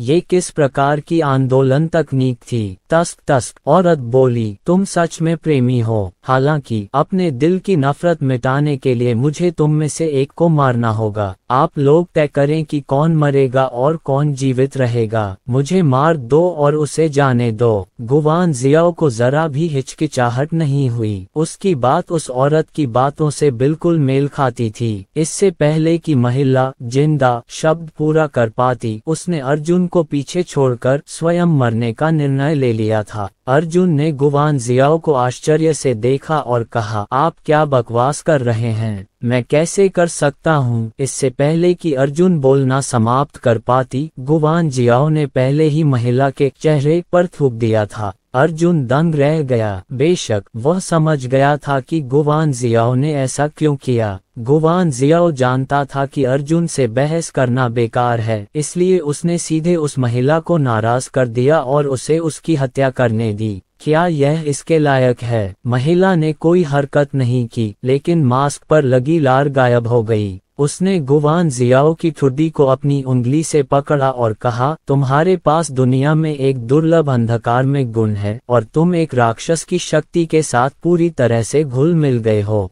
तुम अपनी ताकत बढ़ाने के लिए किसी भी राक्षस को खा सकते हो। तुम्हारा भविष्य असीमित होगा, लेकिन अब तुम एक आदमी के कारण अपनी जान देना चाहती हो। बदबूदार औरत, बकवास बंद करो। गुवान जियाओ ने ठंडी हंसी में कहा, तुम नकाब के पीछे छिपी हो क्योंकि तुम बेहद बदसूरत हो और किसी को देखने की हिम्मत नहीं करती। महिला को गुस्सा नहीं आया, बल्कि उसने सिर हिलाकर कहा, तो क्या हुआ अगर मैं बदसूरत हूँ? आप बस एक तथ्य बता रहे हैं। क्या आपको लगता है कि ऐसा करने पर मैं नाराज हो जाऊंगा? अगर मैं कहूं कि आप एक महिला हैं, तो क्या आप नाराज होंगे? अध्याय 1368। गुवान जियाओ ने व्यंग्य करते हुए कहा, बेहतर होगा कि तुम मुझे मार डालो। तुम भी जानते हो कि मेरी क्षमता कितनी महान है। अगर तुम मुझे जिंदा छोड़ दोगे तो मैं तुम्हें और तुम्हारे परिवार को जरूर ढूंढ लूंगा। मैं उन्हें बाकी की जिंदगी अनंत पीड़ा में जीने दूंगा। मैं उन सभी को मार डालूंगा जिनकी तुम परवाह करते हो और उन सभी को जो तुम्हारी परवाह करते हैं। यदि आप ये दुखद दृश्य नहीं देखना चाहते तो जल्दी करें और आगे बढ़ें। बिना किसी हिचकिचाहट के वह मरने पर तुली हुई थी, जैसे अन्य लोग जीवित रहने पर तुले हुए थे। इस समय गुवान जियाओ के लिए सबसे अधिक लालसा मृत्यु की थी। अर्जुन की धड़कनें तेज हो गईं। उसने अविश्वास से गुवान जियाओ को देखा। उसने दृढ़ता से उसे देखा जो मौत की भीख मांग रही थी। उसने बिना किसी पछतावे या झिझक के उसके चेहरे को देखा। उस समय जुवान किंगजू ने बिना किसी हिचकिचाहट के उसे मार डाला था और उसे कभी इसका पछतावा नहीं हुआ था। अब गुवान जियाओ अर्जुन को बचाने के लिए मरने पर आमादा थी। उसे इसका कभी पछतावा नहीं हुआ। एक फूल सी खूबसूरत औरत इस दुनिया के मर्दों का निशाना थी। उसकी मुस्कान बर्फ को पिघला सकती थी, लेकिन उसका दिल सांप और बिच्छू जैसा था। एक महिला के तरीके निर्दयी थे और वह यातना के अपने जघन्य तरीकों के लिए प्रसिद्ध थी, जिससे लोग भयभीत हो जाते थे। लेकिन उसका दिल एक धधकते सूरज की तरह था जो अर्जुन को रोशन कर रहा था। महिलाओं के बीच अंतर इतना बड़ा क्यों है? अर्जुन समझ नहीं सका। मैंने तुम्हारे लिए कभी कुछ नहीं किया, लेकिन तुम उत्तरी क्षेत्र से अब तक मेरी मदद करते रहे हो। अर्जुन ने आह भरी। उसने गुवान जियाओ को दृढ़ता से देखा और कहा, अगर तुम्हें सजा मिलनी है तो यह व्यक्ति मैं ही हूँ। उस समय मैंने तुमसे झूठ बोला था। तुम्हें मेरे लिए पैसे देने की कोई जरूरत नहीं है। मुझे अपने किए की कीमत चुकानी चाहिए थी। गुवान जियाओ घबरा गई। उसने अर्जुन को आंसू बहाते हुए देखा, लेकिन सिर हिलाया जैसे पागल हो गई हो।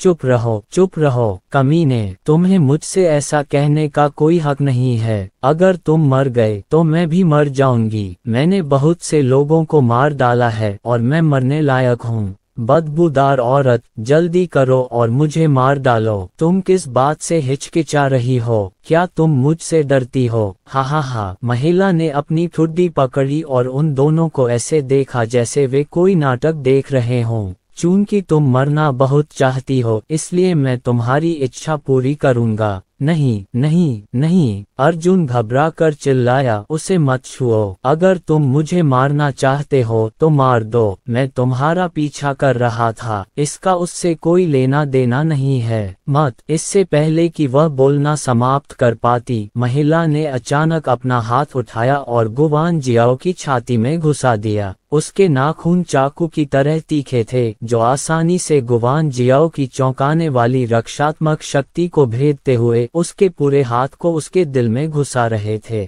गुवान जियाओ की आंखें खून से भर गईं और लाल रक्त की धाराएं फट गईं, जिससे पूरी आंख की पुतली उसमें समा गई। उसने अपना मुंह थोड़ा सा खोला और उसका चेहरा तुरंत सफेद पड़ गया। नहीं, अर्जुन दहाड़ा, गुवान जियाओ मत मरो। क्या अब तुम्हें पछतावा है? महिला ने गुवान जियाओ के चेहरे के पास अपना मुंह लगाया और धीरे से पूछा, तुम जल्द ही मरने वाले हो। बस मुझे अपना हाथ बाहर निकालना है और तुम तुरंत मर जाओगे। क्या तुम्हें इसका अफसोस है? क्या तुम्हें अब भी दुनिया की याद आती है? क्या तुम अपना जीवन त्यागने को तैयार नहीं हो? गुवान जियाओ ने उसकी ओर देखा तक नहीं, बल्कि उसे राहत महसूस हुई। उसने अपनी आखिरी ताकत से सिर घुमाया और कमजोरी से अर्जुन को देखा। वह मुस्कुराए। लाल खून से उसके होंठ और भी ज्यादा लाल और चौंकाने वाले लग रहे थे। मुझे पता है कि तुमने हमेशा मुझे नीची नजर से देखा है। तुम्हारी राय में मैं हमेशा एक दुष्ट औरत रही हूँ। तुम्हारा दाव हृदय और मैं तुम्हारी धार्मिकता के बिल्कुल खिलाफ हैं। उसके होंठ धीरे से खुले और उसने बहुत धीमी और कमजोर आवाज में कहा, मुझे पता है कि तुमने हमेशा मुझे नीची नजर से देखा है। तुम्हारी राय में मैं हमेशा एक दुष्ट औरत रही हूँ, लेकिन मैं तुम्हें जाने नहीं दे सकता। मुझे नहीं पता क्यों, मैं तुम्हें अपना सब कुछ देने को तैयार हूँ, लेकिन मुझे नहीं पता कि मैं तुम्हें क्या दे सकता हूँ। जब तक मेरे पास है मैं तुम्हें जरूर दूंगा। शायद स्वर्ग ने देखा कि मैंने बहुत बुरा किया है और मुझे दंड देने के लिए तुम्हें भेजा है। यह अच्छी बात है। तुम्हें इसकी परवाह नहीं है कि मेरे पास क्या है, नहीं तुम्हें इसकी जरूरत है, लेकिन कम से कम मेरे पास अभी भी एक जिंदगी है। मैं तुम्हें कुछ दे सकता हूँ, मैं तुम्हारे लिए कुछ ला सकता हूँ। अर्जुन, अगर सचमुच कोई परलोक होता तो क्या तुम मुझसे शादी करोगी? गुवान जियाओ की आवाज कमजोर होती गई और उसकी पलकें आपस में मिलने लगीं। अर्जुन खुद को रोक नहीं पाया। अचानक उसकी आंखों से आंसू बहने लगे, बड़े बड़े आंसू गिरते रहे। उसने दांत पीसकर जोर से सिर हिलाया, मैं तुमसे शादी करूंगा। अगर अगला जन्म हुआ तो जरूर तुमसे शादी करूंगा। ये बहुत अच्छा है। गुवान जियाओ ने अर्जुन को अपने जीवन की सबसे खूबसूरत मुस्कान दी। हम आपकी शादी का इंतजार कर रहे हैं। मुझसे शादी करो। तुमसे मिलने से पहले मैंने किसी से शादी नहीं की थी। ऐसा कहने के बाद गुवान जियाओ ने अपना सिर झुका लिया और फिर नहीं हिली। अर्जुन का पूरा शरीर मानो जम गया था और वह हिला तक नहीं। वह बस गुवान जियाओ को घूर रहा था। उसकी पुतलियां धीरे धीरे फैल रही थीं। बिल्ली का मुखौटा पहने महिला काफी देर तक चुप रही। फिर उसने अपना हाथ आगे बढ़ाया और कहा, मैं जानती हूँ कि आप किसे ढूंढ रहे हैं। मैं प्रकृति संप्रदाय के लोगों को भी ढूंढ रहा हूँ। मुझे उनसे एक किताब लेनी है। मैं आपको उनकी स्थिति बता सकता हूँ, लेकिन आपको कल रात तक नेचर सेक्ट पर हमला करने की अनुमति नहीं है। वे मेरे हैं। जब मैं अपना काम पूरा कर लूंगा तो बाकी समय तुम्हारा होगा। इतना कहने के बाद बिल्ली के चेहरे वाली महिला ने कहा, प्रकृति संप्रदाय के लोग हैं। उसने धीमी आवाज में अर्जुन से कुछ बातें फुसफुसाईं, लेकिन अर्जुन ने कोई प्रतिक्रिया नहीं दी।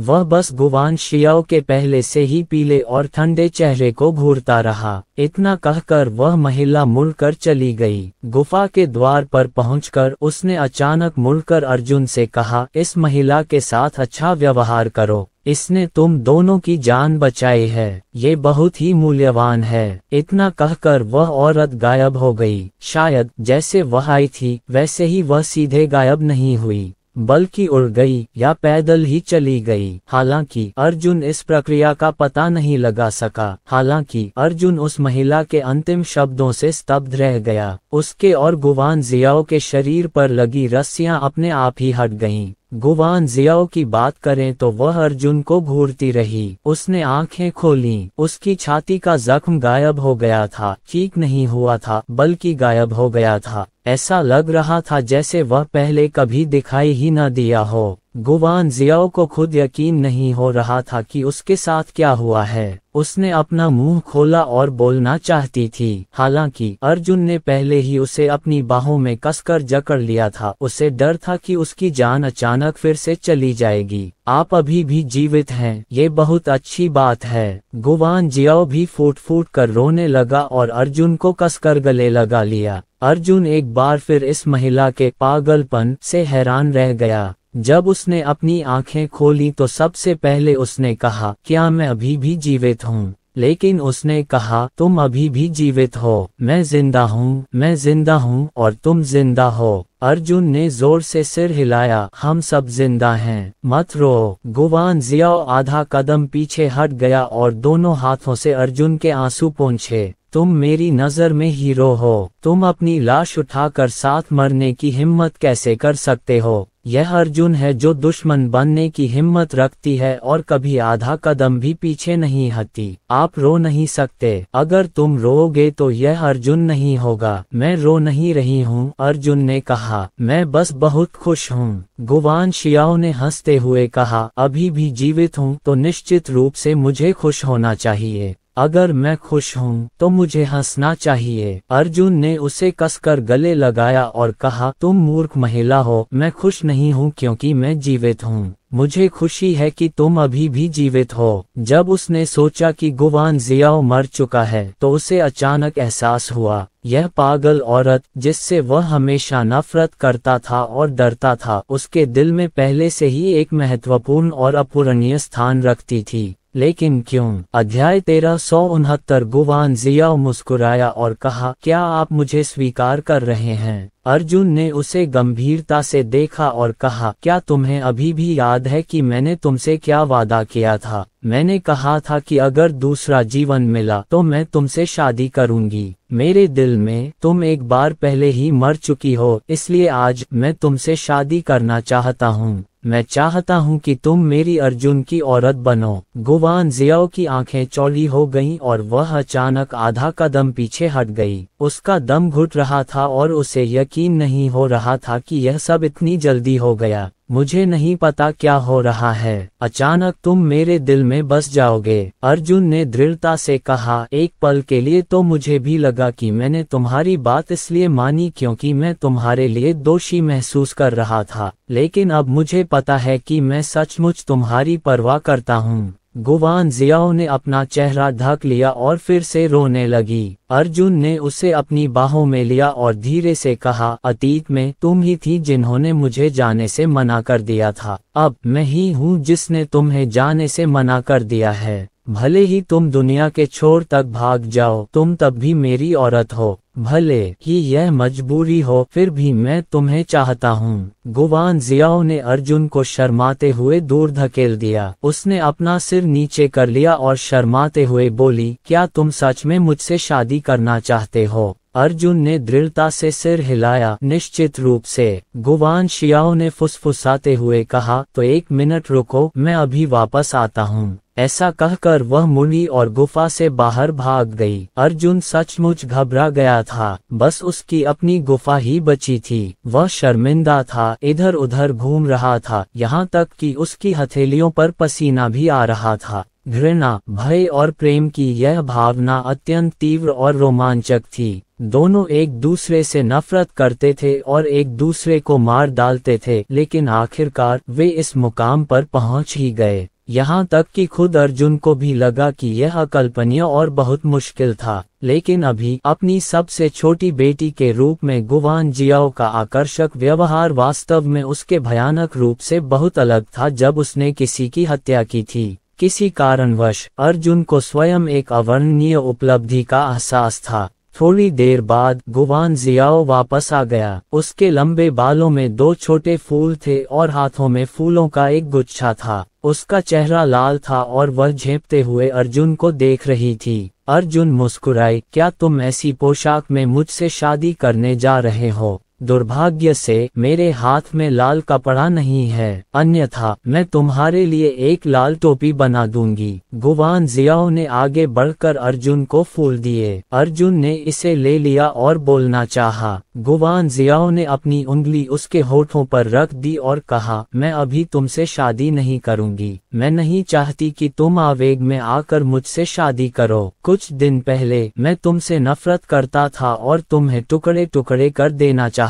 था। तुम भी मुझसे इतनी नफरत करते थे कि मेरी तरफ देखना भी बंद कर देते थे, लेकिन मैं तुम सबको चाहती हूँ। मैं तुम्हारे जीवन के हर पड़ाव का अनुभव करना चाहती हूँ। मैं तुमसे तुरंत शादी नहीं करना चाहती, मैं तुम्हारी जीवन संगिनी बनना चाहती हूँ। अर्जुन, मैं आपसे गंभीरता से पूछता हूँ, क्या आप मेरे साथ डेट पर जाने को तैयार हैं? अर्जुन मुस्कुराया और सिर हिलाया, मैं तैयार हूँ। गुवान जियाओ, क्या तुम तैयार हो? क्या तुम मेरी भावी पत्नी बनने के लिए मेरे साथ कड़ी मेहनत करना चाहती हो? गुवान जियाओ का चेहरा पहले से ही आंसुओं से भरा हुआ था। उसने जोर से सिर हिलाया, मैं तैयार हूँ। दोनों ने उत्साहपूर्वक एक दूसरे को गले लगाया। ऐसा लग रहा था कि उनके बीच अंतहीन बातें हो रही हैं, लेकिन उन्हें समझ नहीं आ रहा था कि शुरुआत कहाँ से करें। अर्जुन के एकाकी और ठंडे दिल को आखिरकार एक बंदरगाह मिल गया। वह जानता था कि आज के बाद वह अकेला नहीं था। मैं बहुत खुश हूँ। अगर मैं अगले ही पल मर भी जाऊँ तो भी मैं इसके लायक हूँ, गुवान जियाओ ने प्यार से कहा। अर्जुन ने कहा, मृत्यु के बारे में इतनी आसानी से बात मत करो, यह अशुभ है। तो फिर तुम्हारे मालिक का क्या? गुवान जियाओ ने अचानक अपना सिर उठाया, उसकी आंखें चमक उठी और कहा, अगर तुम चाहो तो मैं एक छोटा कमरा बना सकती हूँ और जू कयुए को मुख्य कमरा बना सकती हूँ। अर्जुन ने लगभग मुंह में खून थूक दिया और कहा, क्या बकवास है, मुझे कितनी बार समझाना पड़ेगा इससे पहले कि आप विश्वास करें कि जू कयुए मेरे स्वामी हैं। मेरी नज़र में वह व्यक्ति हैं जिनका मैं सबसे अधिक सम्मान करता हूँ। ओह, गुवान जियाओ ने अपना माथा अर्जुन की छाती पर दबाया और फुसफुसाया, जो भी आप चाहें मैं वही करूँगी जो आप चाहेंगी। और क्या एक आदमी के लिए 3 पत्नियां और 4 रखैले रखना सामान्य बात नहीं है? यहाँ तक कि एक छोटे से कबीले के मुखिया की भी 17 या 18 पत्नियां होती हैं। तुम्हारी हैसियत के हिसाब से तो यह और भी ज्यादा है। अर्जुन ने कहा, चलो अब इस बारे में बात नहीं करते। बेहतर होगा कि परसों स्थिति के बारे में सोचा जाए। मैंने भी सुना है, गुवान शियाओ ने कहा, वह महिला प्रकृति संप्रदाय पर हमला करना चाहती है। हम कल रात तक उसकी योजना में दखल नहीं दे सकते। अर्जुन ने कहा, ये औरत अथाह है, अगर हम साथ मिलकर भी काम करें तो भी उसकी एक आध चाल का सामना नहीं कर पाएंगे। मुझे लगता है कि अभी तो यही सबसे अच्छा है कि हम उसकी बात मानें। अर्जुन को कोई जल्दी नहीं थी, क्योंकि महिला को काली किताब चाहिए थी जबकि उसे पक्षी चाहिए था। एक हद तक अर्जुन और वह एक ही शिविर के लोग थे। दोनों को प्रकृति संप्रदाय से निपटना पड़ा। लड़ाई के लिए उससे जान तक लड़ने की कोई जरूरत नहीं थी। जाहिर है अर्जुन तो मरने ही वाली थी। मुझे कभी भी वह जीवन जीने का समय नहीं मिला जो मैं चाहता था। मैंने अपना अधिकांश जीवन यात्रा और संघर्ष में बिताया है। सौभाग्य से हमारे पास अभी भी 2 दिन हैं। अर्जुन ने गुवान शियाओ के गाल पर हाथ फेरा और कहा, क्या इन 2 दिनों में तुम मेरे साथ एक साधारण व्यक्ति की तरह खरीदारी करने और अपनी पसंद का कुछ खाने को तैयार हो? मैं तैयार हूँ। गुवान जियाओ ने जल्दी से सिर हिलाया, जैसे मुर्गी चावल पर चोंच मारती है। अर्जुन वहां से चला गया और गुवान शियाओ का हाथ पकड़ लिया। वे दोनों मिस्टी बीकन राजवंश जैसी अजीब जगह पर खरीदारी कर रहे थे, खाना खा रहे थे और गुवान जियो के लिए सुंदर सामान खरीद रहे थे।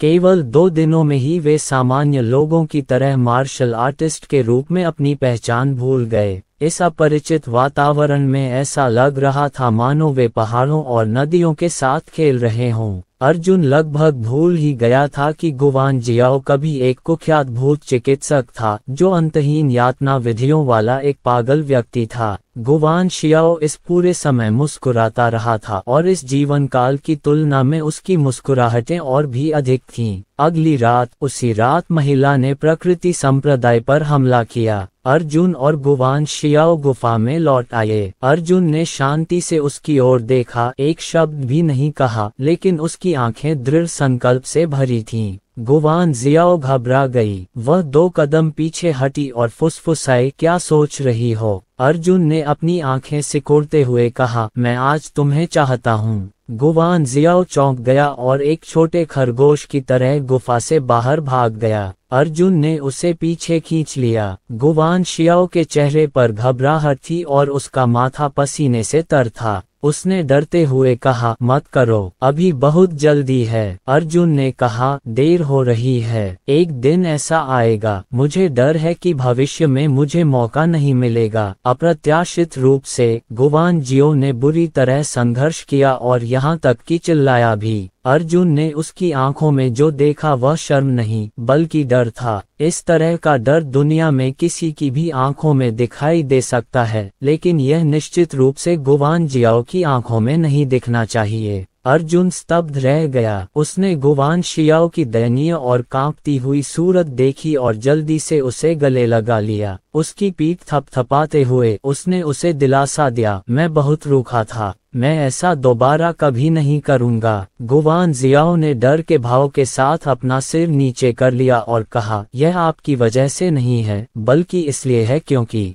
जब मैं छोटी थी मेरे साथ कुछ हुआ था। अगर मैं तुम्हें बताऊं तो क्या तुम मुझे छोड़ दोगे? अर्जुन ने कहा, मुझे आपके बारे में बहुत पहले से पता था। जब मैं आदित्य था तब मुझे पता था कि उस व्यक्ति को आपने पहले ही मार दिया था। गुवान जियाओ ने कहा, वह मरा नहीं है, वह अभी मरा नहीं है, वह अभी भी अंतहीन यातना में जी रहा है। अध्याय 1370। गुवान जियाओ चिल्लाया, क्या तुम्हें लगता है कि मैं गंदा हूँ? अर्जुन मुस्कुराया और अपना सिर हिलाया, मेरी नज़र में तुम सबसे साफ हत्यारे शैतान हो। गुवान जियाओ की अभिव्यक्ति अजीब थी जब उसने कहा, आपके लिए इतनी कोमल और मीठी आवाज में ऐसे शब्द कहना बहुत अजीब है। अर्जुन ने कहा, मुझे किसी चीज की परवाह नहीं है जब तक तुम मेरे पीछे चलने को तैयार हो। क्या तुम तैयार हो? गुवान जियाओ ने अंततः साहस जुटाया और कहा, मैं कोशिश कर सकती हूँ, आप ये कर सकते हैं। ये कहने के बाद उसने अपनी आंखें बंद कर ली और अपनी बाहें खोल दी, जैसे कोई सैनिक युद्ध के मैदान में जाने के लिए तैयार हो। अर्जुन गुस्से में भी था और मजाकिया भी। उसने क्रूर होने का नाटक करते हुए कहा, छोटी सुंदरी, मैं आ रहा हूँ। ऐसा कहकर वह एक खूंखार बाघ की तरह आगे झपटा। रात में तारों भरा आकाश चमक रहा था। उस सुदूर गुफा में गुवान जियाओ की विस्मयादिबोधक ध्वनि आई। अगली सुबह जब वे दोनों अपने सपनों से जागे तो गुवान जियाओ अर्जुन की छाती पर लेटी हुई थी। यह उसकी अब तक की सबसे मीठी रात थी। अर्जुन ने उसकी बाह पर हाथ फेरा और कहा, एक बात का वादा तुम्हें मुझसे करना होगा। गुवान जियाओ को पता नहीं चला कि वह कब जाग गई, लेकिन उसने बस एक धीमी सी गुनगुनाहट निकाली। अर्जुन ने कहा, भविष्य में चाहे तुम्हें किसी भी तरह का खतरा हो, मैं चाहता हूँ कि तुम तुरंत भाग जाओ। मेरे साथ रुककर मरना मत। पिछली बार की तरह हम इसे फिर कभी नहीं होने देंगे। गुवान जियाओ ने कहा, नहीं। अर्जुन ने उसका माथा चूमा और कहा, ये तुम्हारे लिए नहीं है। शायद तुम्हारे पास पहले से ही मेरा मांस और खून है ना? भले ही ये किसी बच्चे के लिए हो जो पैदा हो सकता है, तुम मेरे साथ नहीं मर सकती। चाहे आप कोई भी तरीका अपनाएं, आपको ये सुनिश्चित करना होगा कि आप जीवित रह सकें। गुवान जियाओ अचानक उठ बैठा और अर्जुन की ओर देखते हुए बोला, तो यह इस तरह है। कोई आश्चर्य नहीं कि आपने मुझ पर जोर दिया, तो आपने पहले ही इसके बारे में सोच लिया था, है ना? आप मुझे रोकने के लिए इस तरीके का इस्तेमाल करना चाहते हैं और मुझे अपनी जान बचाने के लिए सब कुछ दांव पर लगाने पर मजबूर करना चाहते हैं। अर्जुन ने कहा, मैं जिन लोगों की परवाह करता हूँ उन्हें सबसे ज्यादा बर्दाश्त नहीं कर सकता। मुझसे पहले इस दुनिया को छोड़ दो। अगर तुम मुझसे वादा करो कि चाहे कुछ भी हो जाए तुम बच जाओगे तो मैं तुम्हें स्वीकार कर लूंगा। अगर तुम तैयार नहीं हो तो भले ही मुझे दिल का दर्द हो, मैं तुम्हारे साथ अपना धर्म संस्कार तोड़ दूंगा। गुवान जियाओ ने एक पल सोचा और कहा, ठीक है, मैं जीने की पूरी कोशिश करूंगा, चाहे कुछ भी हो जाए। पिछली बार जैसा ही अर्जुन ने उसे गंभीरता से देखा। अगर हम में से किसी एक को मरना है तो वह मैं ही होऊंगा, तुम नहीं। अभी वादा करो। गुवान जियाओ ने कुछ नहीं कहा। अर्जुन ने कहा, जल्दी करो और मुझे बताओ, अन्यथा मैं क्रूर हो जाऊंगा और तुम्हें एक निर्दयी आदमी की तरह छोड़ दूंगा। गुवान जियाओ जोर से हंसा और बोला, मैं तुमसे वादा करता हूँ। आसमान धुंधला था। गुवान जियाओ ने गुफा के बाहर के दृश्य को देखा और बुदबुदाया, ये 2 दिन, यह एक सपने की तरह है। हाँ, अर्जुन ने सिर हिलाया, मैं आगे जो करने जा रहा हूँ वह लगभग असंभव है। अब तुम मेरा पीछा नहीं कर सकते। गुवान जियाओ ने जल्दी से कहा, क्या होगा अगर मैं आपके मांस और खून से गर्भवती नहीं हुई? आपको इसकी गारंटी के लिए कुछ और दिनों तक कड़ी मेहनत करनी होगी, इसलिए मुझे आपका अनुसरण करना होगा। मैंने तुमसे पहले ही वादा कर दिया है, जब तक मुझे कोई खतरा नहीं होगा मैं भाग जाऊंगा। तुम्हें किस बात का डर है? अर्जुन अवाक रह गया और बोला, आपका तर्क पर्याप्त है। गुवान जियाओ चालाकी से मुस्कुराया। अर्जुन के दिल में एक और बाधा थी और वह थी छोटी गौरैया। अर्जुन के दिल में लिटिल स्पैरो पहले से ही उसके बच्चे की तरह था, या यूं कहें कि एक छोटे भाई की तरह। रहस्यमयी बिल्ली चेहरे वाली महिला ने अर्जुन को प्रकृति संप्रदाय का पता दिया। अर्जुन ने दिन में कोई कदम नहीं उठाया। सुरक्षा की दृष्टि से उसने रात में वापस जाने का फैसला किया। कोई नहीं जानता था कि उस महिला की योजना कब तक चलेगी। अगर वह उससे दोबारा मिला तो मुसीबत खड़ी हो जाएगी। जब अस्त होता हुआ सूर्य क्षितिज पर डूब गया तो अर्जुन आगे बढ़ गया। प्रकृति संप्रदाय के लिए अब भारी कीमत चुकाने का समय आ गया था। बीकन धुंध राजवंश, वर्षा फूल शहर। आज टूर्नामेंट का बड़ा दिन था और यह आखिरी दिन भी था। बीकन मिस्ट राजवंश से युवा प्रतिभाएं भव्य भोज में भाग लेने के लिए रेनफ्लावर सिटी में एकत्रित हुईं। मैंने सुना है कि वह अद्वितीय सुंदरी रेनफ्लावर सिटी में एक अभूतपूर्व मार्शल आर्ट भर्ती सम्मेलन आयोजित करने वाली है। उस समय 3000 प्रतिभाशाली लोग आकर भाग लेंगे। साथ ही दर्शकों की संख्या भी 1 लाख तक पहुंच जाएगी। पूरा रेन फ्लावर सिटी चहल पहल से गुलजार था। अनगिनत रंग बिरंगे लालटेन आसमान में तैर रहे थे। वर्षा पुष्प नगरी कहीं। यह एक आंगन था जो जहरीले फूलों और खरपतवारों से घिरा हुआ था। यहाँ तक कि दीवारें भी जहरीली लताओं से ढकी हुई थीं। कोई भी आसानी से इस जगह के पास जाने की हिम्मत नहीं करता था। पूरा प्रांगण 4 प्रांगणों से घिरा हुआ था और यह प्रांगण के मध्य में स्थित था, जो बहुत बड़े क्षेत्र को कवर करता था। आंगन में सैकड़ों छोटे बड़े पिंजरे करीने से रखे हुए थे। हर पिंजरे के अंदर लोहे की रस्सियों से बंधा एक युवक था, नर और मादा। इन लोगों के चेहरे पर घबराहट के भाव थे, लेकिन उनके मुंह चांदी के धागे से सिल दिए गए थे। वे बोल नहीं पा रहे थे, यहाँ तक कि उनकी आंखें भी सिल दी गई थीं, जिससे वे कुछ भी देख नहीं पा रहे थे। उन्हें अपनी स्थिति का पता नहीं था, लेकिन आसपास से आने वाली कभी कभार की आवाजों से पता चल जाता था कि यहाँ बहुत सारे लोग होंगे। आंगन के बीचों बीच हरे वस्त्र पहने लगभग 1 दर्जन लोग खड़े थे। उनका नेतृत्व बदसूरत दिखने वाला झांग हायू कर रहा था। झांग हायू के सामने एक आदमी खड़ा था जो काले लबादे में लिपटा हुआ था। उसका चेहरा अज्ञात था और उसकी आवाज भी छिपी हुई थी। जो कुछ भी आप चाहते हैं वह सब यहाँ है। काले वस्त्र पहने आदमी ने आसपास के पिंजरों पर अपनी नजर घुमाई। झांग हायू संतुष्ट नहीं था। उसने भौहें चढ़ाकर कहा, मुझे 1000 चाहिए, लेकिन आपने मुझे सिर्फ 715 दिए। ये बहुत ज्यादा है। काले वस्त्र पहने आदमी ने गहरी आवाज में कहा, क्या आप 5 मेरिडियन मार्शल कलाकार चाहते हैं? ये पहले से ही वह सीमा है जिसे मैं पा सकता हूँ। इसके अलावा ऐसा इसलिए है क्योंकि उस रहस्यमयी महिला ने यहाँ मार्शल आर्ट प्रतियोगिता आयोजित की थी, जिसमें बड़ी संख्या में युवा मार्शल कलाकार शामिल हुए थे।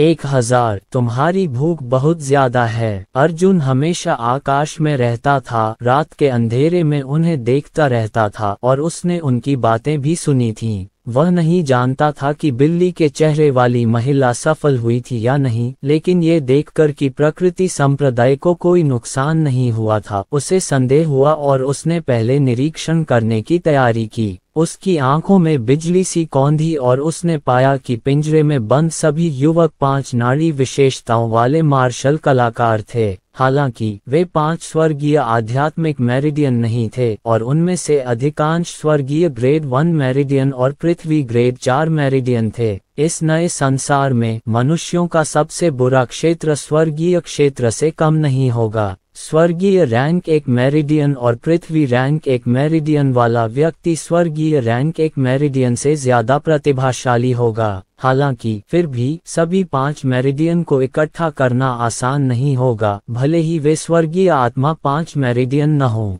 झांग हायू ने कोई टिप्पणी नहीं की। जाहिर है वह काले चोगे वाले आदमी द्वारा दी गई उत्तर पुस्तिका से संतुष्ट नहीं था। वह उसे तौल रहा था। काले वस्त्र पहने आदमी ने गहरी आवाज में कहा, क्या तुम सचमुच ऐसा करने जा रहे हो? क्या तुम जानते हो कि इस बार तुम्हारी योजना बहुत बड़ी है? ये तुम्हारे द्वारा पहले किए गए किसी भी काम से कहीं ज्यादा बड़ी है। अगर चारों सम्राटों को इस बारे में पता चल गया तो मुझे डर है कि वे तुम्हें कभी माफ नहीं करेंगे। झांग हायुए अचानक हंसा, हमारे प्रकृति संप्रदाय की स्थापना का कारण महान कार्य करना है। हमारी नज़र में भले ही हम आकाश में छेद कर दें, ये स्वाभाविक ही है। काले वस्त्रधारी व्यक्ति ने कहा, तुम आग से खेल रहे हो। शायद चारों सम्राटों ने तुम्हें बहुत ज्यादा सहनशीलता दे दी है, जिससे तुम भूल गए हो कि तुम अभी भी हाड़ मांस के इंसान हो। आप सर्वशक्तिमान नहीं हैं। झांग हायुए ने अपनी आंखें सिकोड़ ली और व्यंग्यात्मक लहजे में कहा, मेरी योजना तय करने की तुम्हारी बारी नहीं है। तुम मेरे अधीन एक कुत्ते की तरह हो, तुम्हारे पास योग्यता नहीं है। काले वस्त्र पहने वह आदमी चुप हो गया। जाहिर है वह बहुत गुस्से में था, पर भड़क नहीं पा रहा था। अर्जुन उलझन में था और उसे समझ नहीं आ रहा था कि वे क्या बात कर रहे थे। हालांकि कोई भी स्पष्ट रूप से अनुमान लगा सकता था कि यह प्रकृति संप्रदाय कोई बड़ी साजिश रच रहा था। ऐसा लग रहा था कि यह साजिश पहले से ही इतनी बड़ी थी कि चारों सम्राट भी इसे बर्दाश्त नहीं कर सकते थे। झांग हायु कुछ कहना चाहता था, लेकिन वह अचानक चुप हो गया। सभी हरे वस्त्रधारी पुरुषों और काले वस्त्रधारी व्यक्ति ने अपनी निगाहें दीवार के कोने पर घुमा लीं। उस कोने में अर्जुन अपने हाथ में एक विशाल कृपाण लेकर धीरे धीरे बाहर आया।